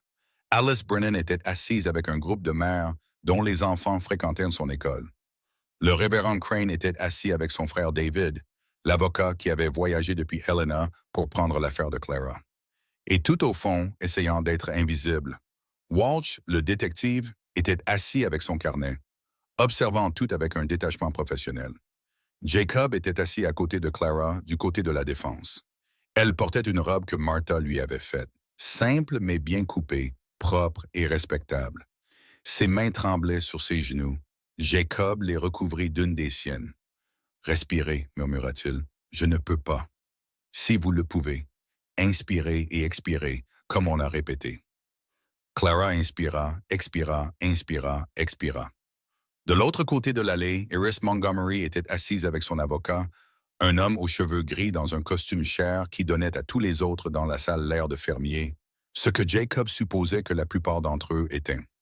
L'avocat s'appelait Charles Whitfield, et il avait l'air de quelqu'un qui gagnait des procès pour vivre et ne ressentait aucune émotion particulière à ce sujet.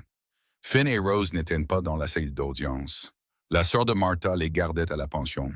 Ils s'étaient dit d'au revoir ce matin-là avec des câlins et des larmes, et Rose insistant pour que Jacob porte Gérald le rocher pour lui porter chance. Jacob avait le rocher dans sa poche maintenant. Il pressait contre sa jambe, solide et ridicule, et d'une certaine manière réconfortant. L'huissier se leva. « Levez-vous. L'honorable juge Margaret Thornton préside. » Tout le monde se leva. La juge entra. Elle avait 55 ans, des cheveux gris acier, des yeux perçants qui ne manquaient rien. Elle parcourait le circuit du territoire du Montana depuis 10 ans et avait la réputation d'être juste, minutieuse et totalement insensible à l'argent ou au statut. Jacob l'avait rencontrée une fois, des années auparavant, lorsqu'elle avait présidé un litige foncier. Elle avait statué contre la partie la plus riche parce que la loi soutenait la plus pauvre, et elle avait dit aux riches éleveurs en face que la justice se fichait de la taille de son compte en banque. Il espérait que c'était toujours vrai. La juge Thornton s'installa dans son fauteuil et ouvrit le dossier devant elle. Affaire numéro 447, Montgomery contre Parker. Requête pour la garde des enfants mineurs, Finn Parker, âgé de 9 ans, et Rose Parker, âgée de 4 ans. Madame Montgomery est représentée par un avocat, Madame Parker également. Bien, procédons. Elle leva les yeux vers les deux tables. Avant de commencer, je veux clarifier quelque chose. Le seul intérêt de ce tribunal est le bien-être des enfants. Je me fiche de l'argent. Je me fiche du statut social. Je me fiche des griefs personnels entre adultes.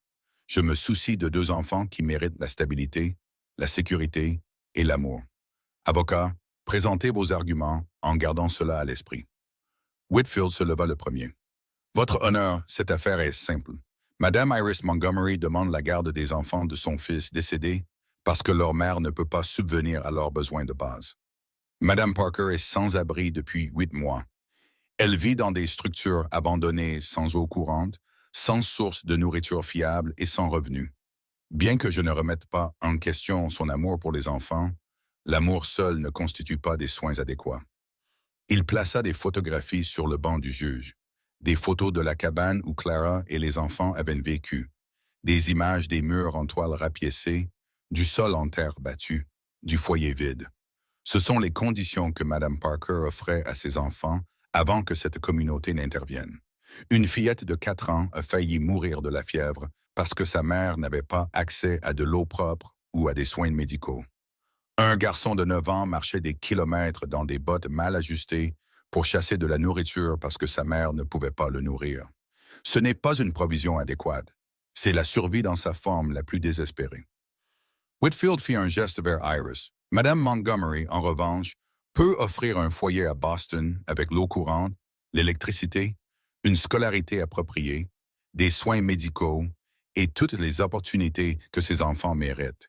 Elle est leur grand-mère, elle aimait leur père. Elle veut ce qu'il y a de mieux pour eux. Le choix devant ce tribunal devrait être évident. Il s'assit. David Crane se leva. Il était plus jeune que Whitfield, moins poli, mais sa voix portait une conviction qu'aucun costume cher ne pouvait acheter. Votre honneur, M. Whitfield a raison sur un point. Cette affaire devrait être évidente. Une mère s'est battue pour garder ses enfants ensemble dans des circonstances impossibles. Quand son mari est mort, elle a perdu sa maison. Quand elle n'a pas pu payer le loyer, elle a été expulsée. Quand sa belle-mère a essayé de prendre ses enfants, elle a fui plutôt que de les perdre. Et oui, elle a vécu dans des conditions désespérées. Mais elle n'a jamais abandonné ses enfants, n'a jamais cessé de se battre pour eux, n'a jamais abandonné, même quand abandonner aurait été plus facile. David se dirigea vers le banc du juge et y plaça ses propres documents. Ce sont des déclarations sous serment de 15 résidents de Redemption Valley. Des déclarations attestant du caractère de Clara Parker, de son éthique de travail et de son dévouement envers ses enfants. Ce sont des fiches de paie de Martha Jenkins montrant que Mme Parker a un emploi rémunéré depuis 3 semaines. C'est une lettre du shérif Cooper confirmant que Mme Parker n'a enfreint aucune loi et est une citoyenne respectueuse des lois. C'est le témoignage du Dr. Garrett confirmant que les 2 enfants sont en bonne santé, bien adaptés et ne montrent aucun signe de négligence. Il se tourna vers Iris. Madame Montgomery croit que l'argent équivaut aux soins, mais elle a tort. Ces enfants n'ont pas besoin d'un manoir à Boston. Ils ont besoin de leur mère. Et ils ont besoin d'une communauté qui a prouvé qu'elle les soutiendrait. C'est ce que nous offrons. Pas la richesse, pas le statut, mais quelque chose d'infiniment plus précieux. Un foyer. David s'assit. La juge Thornton étudia les documents devant elle. J'entendrai les témoignages.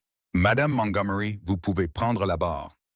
Iris se dirigea vers le fauteuil des témoins avec la dignité prudente de quelqu'un qui essaie très fort de ne pas s'effondrer. Elle posa sa main sur la Bible et jura de dire la vérité. Whitfield l'interrogea en premier. Madame Montgomery, parlez à la cour de votre fils. La voix d'Iris trembla quand elle répondit. Jonathan était mon unique enfant, mon monde entier. Je l'ai élevé seul après la mort de mon mari. Je lui ai donné tout ce que je pouvais. La meilleure éducation, les meilleures opportunités. Il était brillant. Diplômé premier de sa classe, il avait des offres d'emploi de cabinet prestigieux à Boston. Et que s'est-il passé? Il a rencontré Clara à une fête paroissiale. Il est tombé amoureux. J'ai essayé de le prévenir que se marier avec quelqu'un sans perspective limiterait son avenir. Mais il n'a pas voulu écouter. Il l'a épousée et a déménagé sur le territoire du Montana pour travailler pour le chemin de fer. Comment est-il mort? Le sang-froid d'Iris se brisa. Un wagon de marchandises l'a écrasé quand les freins ont lâché. La compagnie de chemin de fer avait fait des économies sur l'équipement de sécurité. Mon fils est mort parce qu'il essayait de gagner assez d'argent pour subvenir aux besoins d'une famille. Whitfield laissa les mots flotter dans l'air. Et après sa mort, qu'avez-vous fait? J'ai offert d'aider Clara et les enfants. J'ai offert de l'argent, un foyer, tout ce dont ils avaient besoin. Elle a refusé. Puis elle a disparu avec mes petits-enfants. J'ai passé 6 mois à les chercher parce que je ne pouvais pas supporter l'idée qu'ils vivent dans la pauvreté alors que je pouvais leur donner tellement plus. Aimez-vous vos petits-enfants? Je ne les ai jamais rencontrés, mais ils sont tout ce qu'il me reste de Jonathan. Bien sûr que je les aime. David Crane se leva pour le contre-interrogatoire. Madame Montgomery, quand vous avez offert d'aider Clara, avez-vous offert de l'aider elle ainsi que les enfants? Iris hésita. J'ai offert de prendre les enfants. Ce n'était pas la question. Avez-vous offert d'aider Clara à rester avec ses enfants? Je lui ai offert de l'argent. De l'argent pour garder les enfants ou de l'argent pour les abandonner? La mâchoire d'Iris se serra. Je crois que les enfants seraient mieux avec moi. Donc vous avez essayé de les acheter à leur mère. J'ai essayé de les sauver de la pauvreté, en les séparant du seul parent qu'il leur reste. Whitfield objecta. La juge Thornton rejeta l'objection. David insista. Madame Montgomery, avez-vous déjà élevé des enfants dans la pauvreté?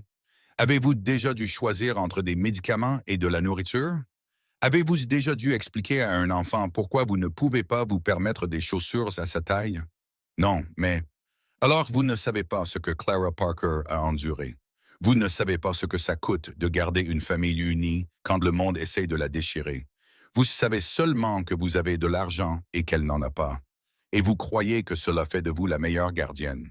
Je peux leur donner des opportunités qu'elle ne peut pas. Pouvez-vous leur donner leur mère? Pouvez-vous leur donner la communauté qui s'est ralliée autour d'eux? Pouvez-vous leur donner un amour sans condition? Iris ne répondit pas. David retourna à sa place. La juge Thornton appela Clara à la barre. Clara s'avança sur des jambes tremblantes. Elle posa sa main sur la Bible et jura de dire la vérité. Et Jacob put voir l'effort que cela lui coûtait de garder sa voix stable. David l'interrogea doucement. « Madame Parker, parlez à la cour du jour où votre mari est mort. » Les yeux de Clara se remplirent, mais sa voix tint bon. Jonathan est parti au travail comme n'importe quel autre jour. Il m'a embrassé pour me dire au revoir. Il a dit aux enfants qu'il leur apporterait des bonbons en rentrant. Il n'est jamais rentré.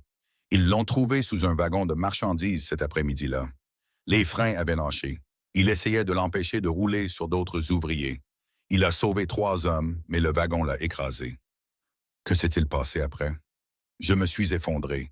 Pendant des semaines, je ne pouvais pas fonctionner. Finn s'occupait de Rose pendant que je ne faisais qu'exister. Puis l'avis d'expulsion est arrivé. Nous avions une semaine pour quitter les lieux. J'ai essayé de trouver du travail, mais personne ne voulait embaucher une veuve avec 2 enfants. C'est à ce moment-là que les lettres d'Iris ont commencé à arriver. Que disait-elle? Qu'elle voulait aider, qu'elle pouvait donner aux enfants une vie meilleure, que je devrais la laisser les emmener à Boston pour leur propre bien. Mais ensuite, j'ai reçu une lettre d'un avocat disant qu'elle déposait une demande de garde. C'est là que j'ai réalisé qu'elle ne voulait pas m'aider. Elle voulait me remplacer. Les mains de Clara agrippèrent les accoudoirs. Alors, j'ai emballé ce que nous pouvions transporter et nous sommes partis. Nous avons bougé d'un endroit à l'autre.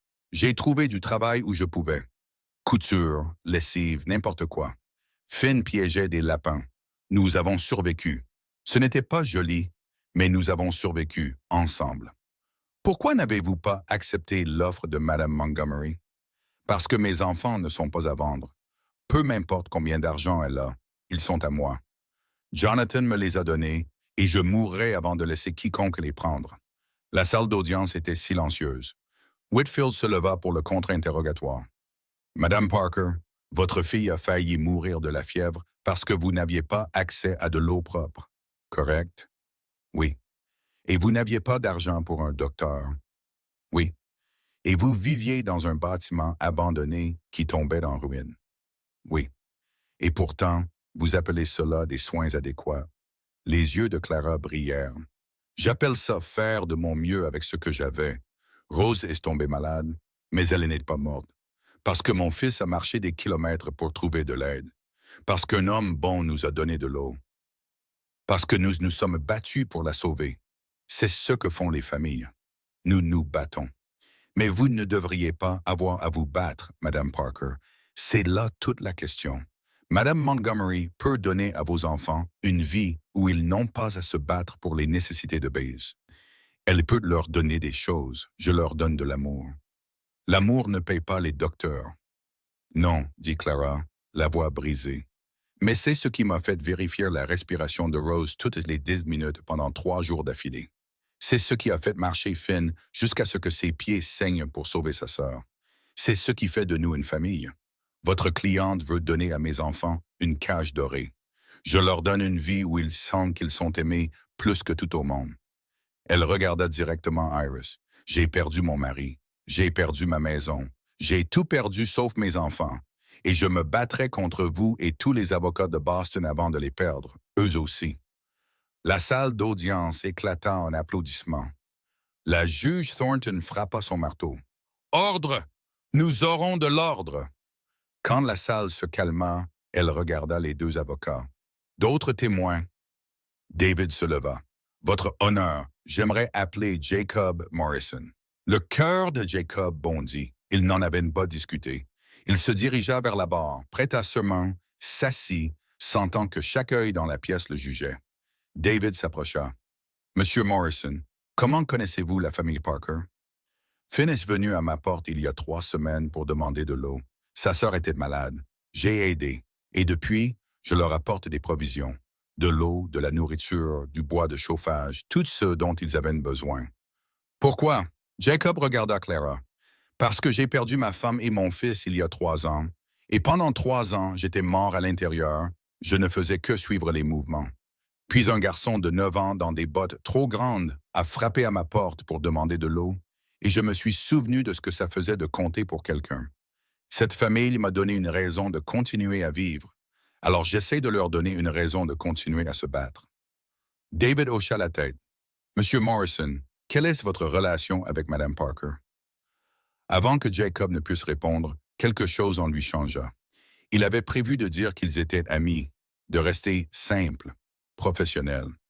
Mais assis dans cette hall d'audience, regardant Clara se battre pour ses enfants, voyant le chagrin d'Iris enveloppé d'argent et d'avocats, Jacob réalisa quelque chose. Il aimait Clara Parker. Il aimait son courage. Il aimait sa protection féroce de ses enfants. Il aimait la façon dont elle souriait quand Rose disait quelque chose de ridicule. Il aimait la force qu'il fallait pour continuer quand tout s'était effondré. Et ses enfants méritaient de savoir que quelqu'un était prêt à se battre pour eux tous. Pas seulement pour 3 semaines, mais pour toujours. Jacob se leva dans le box des témoins. Votre honneur, j'aimerais faire une déclaration. La juge Thornton haussa un sourcil. C'est irrégulier, Monsieur Morrison. Je sais, c'est madame, mais c'est important. Elle lui fit signe de continuer. Jacob se tourna vers Clara. Elle le fixa, confuse. Clara Parker, je sais que ce n'est ni le moment ni l'endroit, et je sais que nous ne nous connaissons que depuis 3 semaines. Mais ces dernières semaines, vous et vos enfants m'avez donné quelque chose que je pensais mort avec ma femme et mon fils. Vous m'avez donné de l'espoir, un but, une raison de me lever le matin, qui n'est pas juste une obligation. Il descendit du box des témoins et se dirigea vers elle. La salle d'audience retint son souffle. J'aimais ma femme, j'aimais mon fils et les perdre m'a presque tué. J'ai passé 3 ans seul parce que je ne pouvais pas supporter l'idée d'aimer quelqu'un à nouveau et de le perdre. Mais ensuite, un garçon désespéré est venu demander de l'aide pour sauver sa sœur. Et Rose a nommé un rocher Gérald. Et vous m'avez regardé comme si je valais quelque chose, même quand je ne le croyais pas moi-même. Jacob s'agenouilla devant la chaise de Clara. Le soupir qui traversa la salle d'audience fut audible. Je vous le demande devant Dieu, ce tribunal et tout le monde.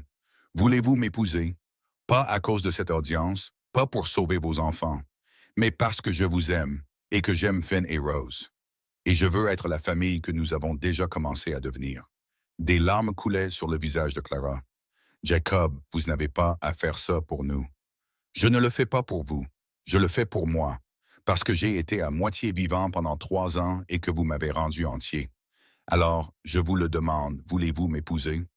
Clara le regarda avec des yeux rouges et un visage plein d'espoir et de peur. Puis elle dit le mot qui changea tout. Ouais, la salle d'audience explosa. La juge Thornton frappa son marteau à plusieurs reprises. Ordre! J'exige de l'ordre dans ce tribunal! De l'autre côté de l'allée, Iris Montgomery se leva brusquement. Son visage était devenu blanc. C'est une manipulation, dit-elle, la voix tremblante. Il ne fait cette proposition que pour contourner ma requête. C'est une fraude. Jacob resta immobile, tenant la main de Clara. Non, madame. C'est un homme qui a trouvé une famille alors qu'il n'en cherchait pas. Et je serai damné si je laisse quiconque les emmener. Whitfield était sur ses pieds. Votre honneur, cela change considérablement le paysage juridique. Si Madame Parker épouse Monsieur Morrison, les enfants auront 2 parents et un foyer stable. J'ai besoin de temps pour consulter ma cliente. 30 minutes de suspension, déclara la juge Thornton. Nous reprenons à 11 heures. À l'extérieur du palais de justice, Clara attrapa le bras de Jacob. Qu'est-ce que vous venez de faire? J'ai fait ma demande en mariage devant toute la ville. Ça semblait être le bon moment. Jacob, vous n'avez pas à m'épouser pour sauver mes enfants. Il lui prit le visage entre ses mains. Je ne vous épouse pas pour sauver vos enfants. Je vous épouse parce que quand je me réveille le matin, la première chose à laquelle je pense, c'est de vous voir. Parce que quand Rose parle au rocher, ça me fait sourire. Parce que quand Finn m'appelle par mon nom au lieu de monsieur, mon cœur fait quelque chose d'étrange. Parce que pendant 3 ans, j'ai été un fantôme et vous m'avez rendu humain. Le rire de Clara était à moitié un sanglot. C'est la plus belle chose que quelqu'un m'ait jamais dite. Alors dites oui à nouveau. Dites oui parce que vous le voulez, pas parce que vous le devez. Elle l'embrassa, juste là, sur les marches du palais de justice, avec la moitié de la ville qui regardait.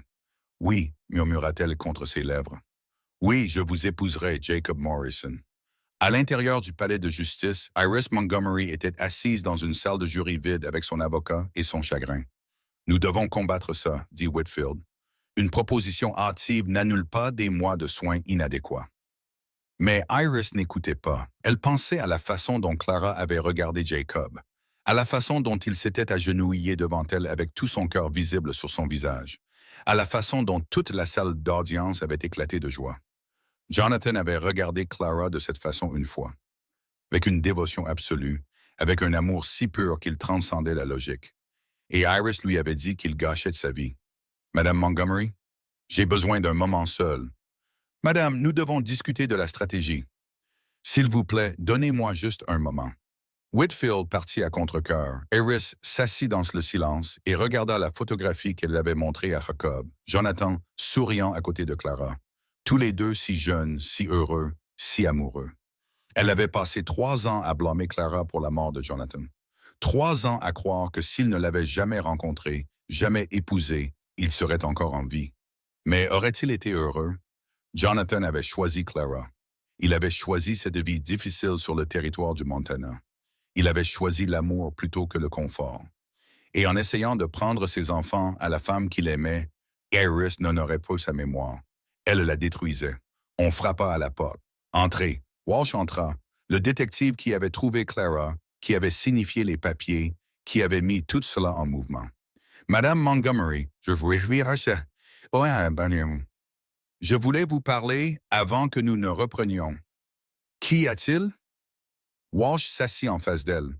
Je fais ce travail depuis 15 ans. Retrouver des gens, signifier des papiers, réunir des familles. Et en 15 ans, j'ai appris une chose. On ne peut pas forcer les gens à vous aimer en leur enlevant ce qu'ils aiment. Je ne comprends pas. Ces enfants aiment leur mère. Je les ai vus ensemble. La façon dont Finn veille sur Rose. La façon dont Rose court vers Clara quand elle a peur. La façon dont Clara les regarde tous les deux comme s'ils étaient son monde entier. C'est réel. C'est une famille. Walsh sortit son carnet. Vous m'avez engagé pour trouver vos petits-enfants. Je l'ai fait. Mais voici ce que j'ai trouvé d'autre. J'ai trouvé un garçon courageux, intelligent et farouchement protecteur. J'ai trouvé une petite fille qui parle au rocher et qui croit dans la bonté. J'ai trouvé une mère qui préférerait vivre dans une cabane plutôt que de perdre ses enfants. Et j'ai trouvé une communauté qui s'est ralliée autour d'eux parce qu'ils voient ce que vous ne pouvez pas voir. Qu'est-ce que je ne peux pas voir? Que vous essayez de combler le vide que votre fils a laissé en prenant ses enfants. Mais ça ne marchera pas. Ce vide sera toujours là et vous aurez détruit une famille dans le processus. Les mains d'Iris tremblaient. Alors que dois-je faire? Comment puis-je vivre avec sa perte? On ne vit pas avec. On vit à travers. Et peut-être, juste peut-être, vous laissez ces enfants vous apprendre comment. Quand le tribunal reprit, tout le monde prit sa place, s'attendant à une bataille. Au lieu de cela, Iris Montgomery se leva avant que la juge ne puisse appeler les témoignages. Votre honneur, j'aimerais faire une déclaration. La juge Thornton hocha la tête. Iris se dirigea vers le centre de la salle d'audience. Elle regarda Clara, les sièges vides où Finn et Rose auraient dû être, la communauté entassée sur chaque banc. Je suis venu ici en croyant que je sauvais mes petites-enfants, en croyant que leur mère ne pouvait pas leur fournir ce dont ils avaient besoin, en croyant que l'argent et les opportunités contiennent plus que tout. Sa voix se brisa. Mais j'ai regardé M. Morrison faire sa demande à Mme Parker. Je l'ai regardé s'agenouiller devant elle et offrir tout son cœur. Et je me suis souvenu de mon fils faisant la même chose il y a 5 ans. Jonathan s'est agenouillé dans notre salon à Boston et m'a dit qu'il allait épouser Clara, avec ou sans ma bénédiction. Je lui ai dit qu'il faisait une erreur. Je lui ai dit qu'elle n'était pas assez bien. J'avais tort. Des larmes coulaient sur son visage. Jonathan a choisi l'amour. Il a choisi une vie difficile sur le territoire du Montana parce que cela signifiait être avec la femme qu'il aimait. Et il était heureux. Même Même en faisant un travail dangereux, il était heureux parce qu'il avait Clara, Finn et Rose. Elle se tourna directement vers Clara. Je vous ai blâmé pour sa mort.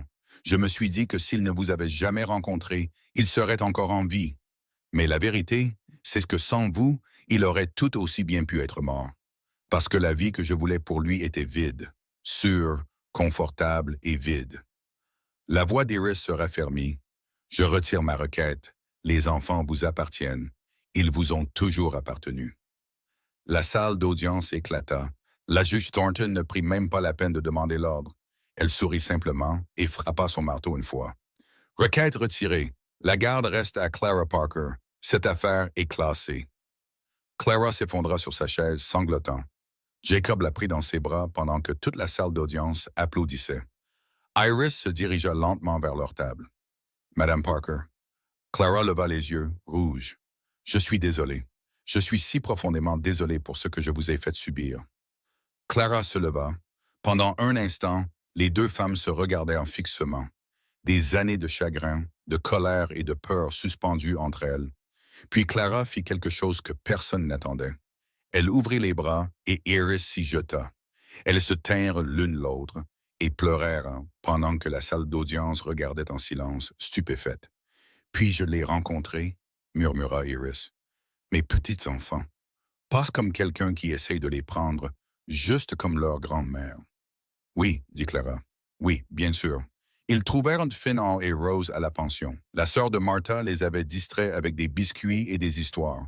Mais dès que la porte s'ouvrit et que Clara entra, les deux enfants coururent vers elle. « Maman !» Clara tomba à genoux et les serra tous les deux. « On a gagné, mes bébés. On a gagné. On va rester ensemble pour toujours ?» demanda Rose. « Pour toujours. » Finn regarda au-delà de Clara, vers Jacob qui se tenait à l'entrée. « C'est vrai ce qu'on a entendu?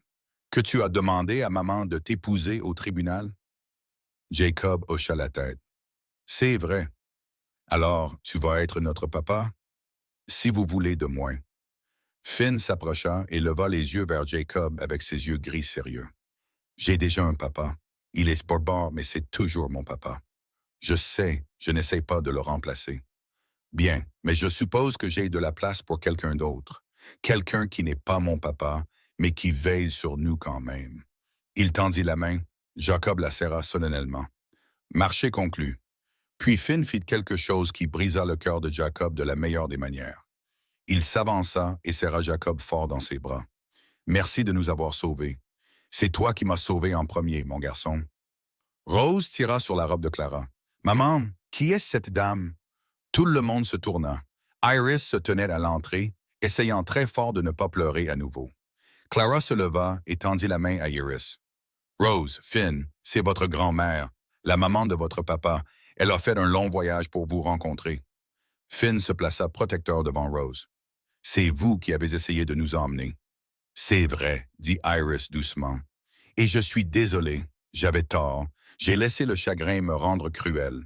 Mais j'aimerais avoir une chance de vous connaître, si vous me le permettez. » Rose sortit de derrière Finn et s'approcha d'Iris. « Vous aimez les rochers? » Iris cligna des yeux. « Je n'y ai jamais beaucoup pensé. C'est triste, les rochers sont très intéressants. J'en ai un qui s'appelle Gérald. Il est timide mais sage. Voulez-vous le rencontrer? » Iris rit à travers ses larmes. « J'adorerais rencontrer Gérald. » Rose prit la main de sa grand-mère et la tira vers la table où elle avait arrangé sa collection de rochers. « Voici Gérald, et voici Margaret, elle est distinguée, et voici Samuel, il est courageux, et voici Béatrice. C'est la reine des fourmis, mais c'est aussi un rocher, c'est compliqué. » Iris s'agenouilla à côté de sa petite fille et l'écouta expliquer la personnalité de chaque rocher avec le plus grand sérieux. Et pour la première fois en 3 ans, le poids sur sa poitrine se souleva. 6 mois plus tard, l'église de Redemption Valley était à nouveau bondée. Mais cette fois, c'était pour un mariage. Clara remonta l'allée dans une robe que Martha avait cousue. Un tissu blanc simple avec de la dentelle au col et aux poignets. Finn marchait à ses côtés, solennel dans son rôle de donner sa mère en mariage. Rose jetait des pétales de fleurs avec un tel enthousiasme que la moitié de la congrégation en était couverte au moment où elle atteignait l'autel. Jacob attendait à l'autel dans son plus beau costume, celui qu'il n'avait pas porté depuis les funérailles de Matthew. Mais cette fois, il ne disait pas au revoir. Il disait bonjour à une nouvelle vie.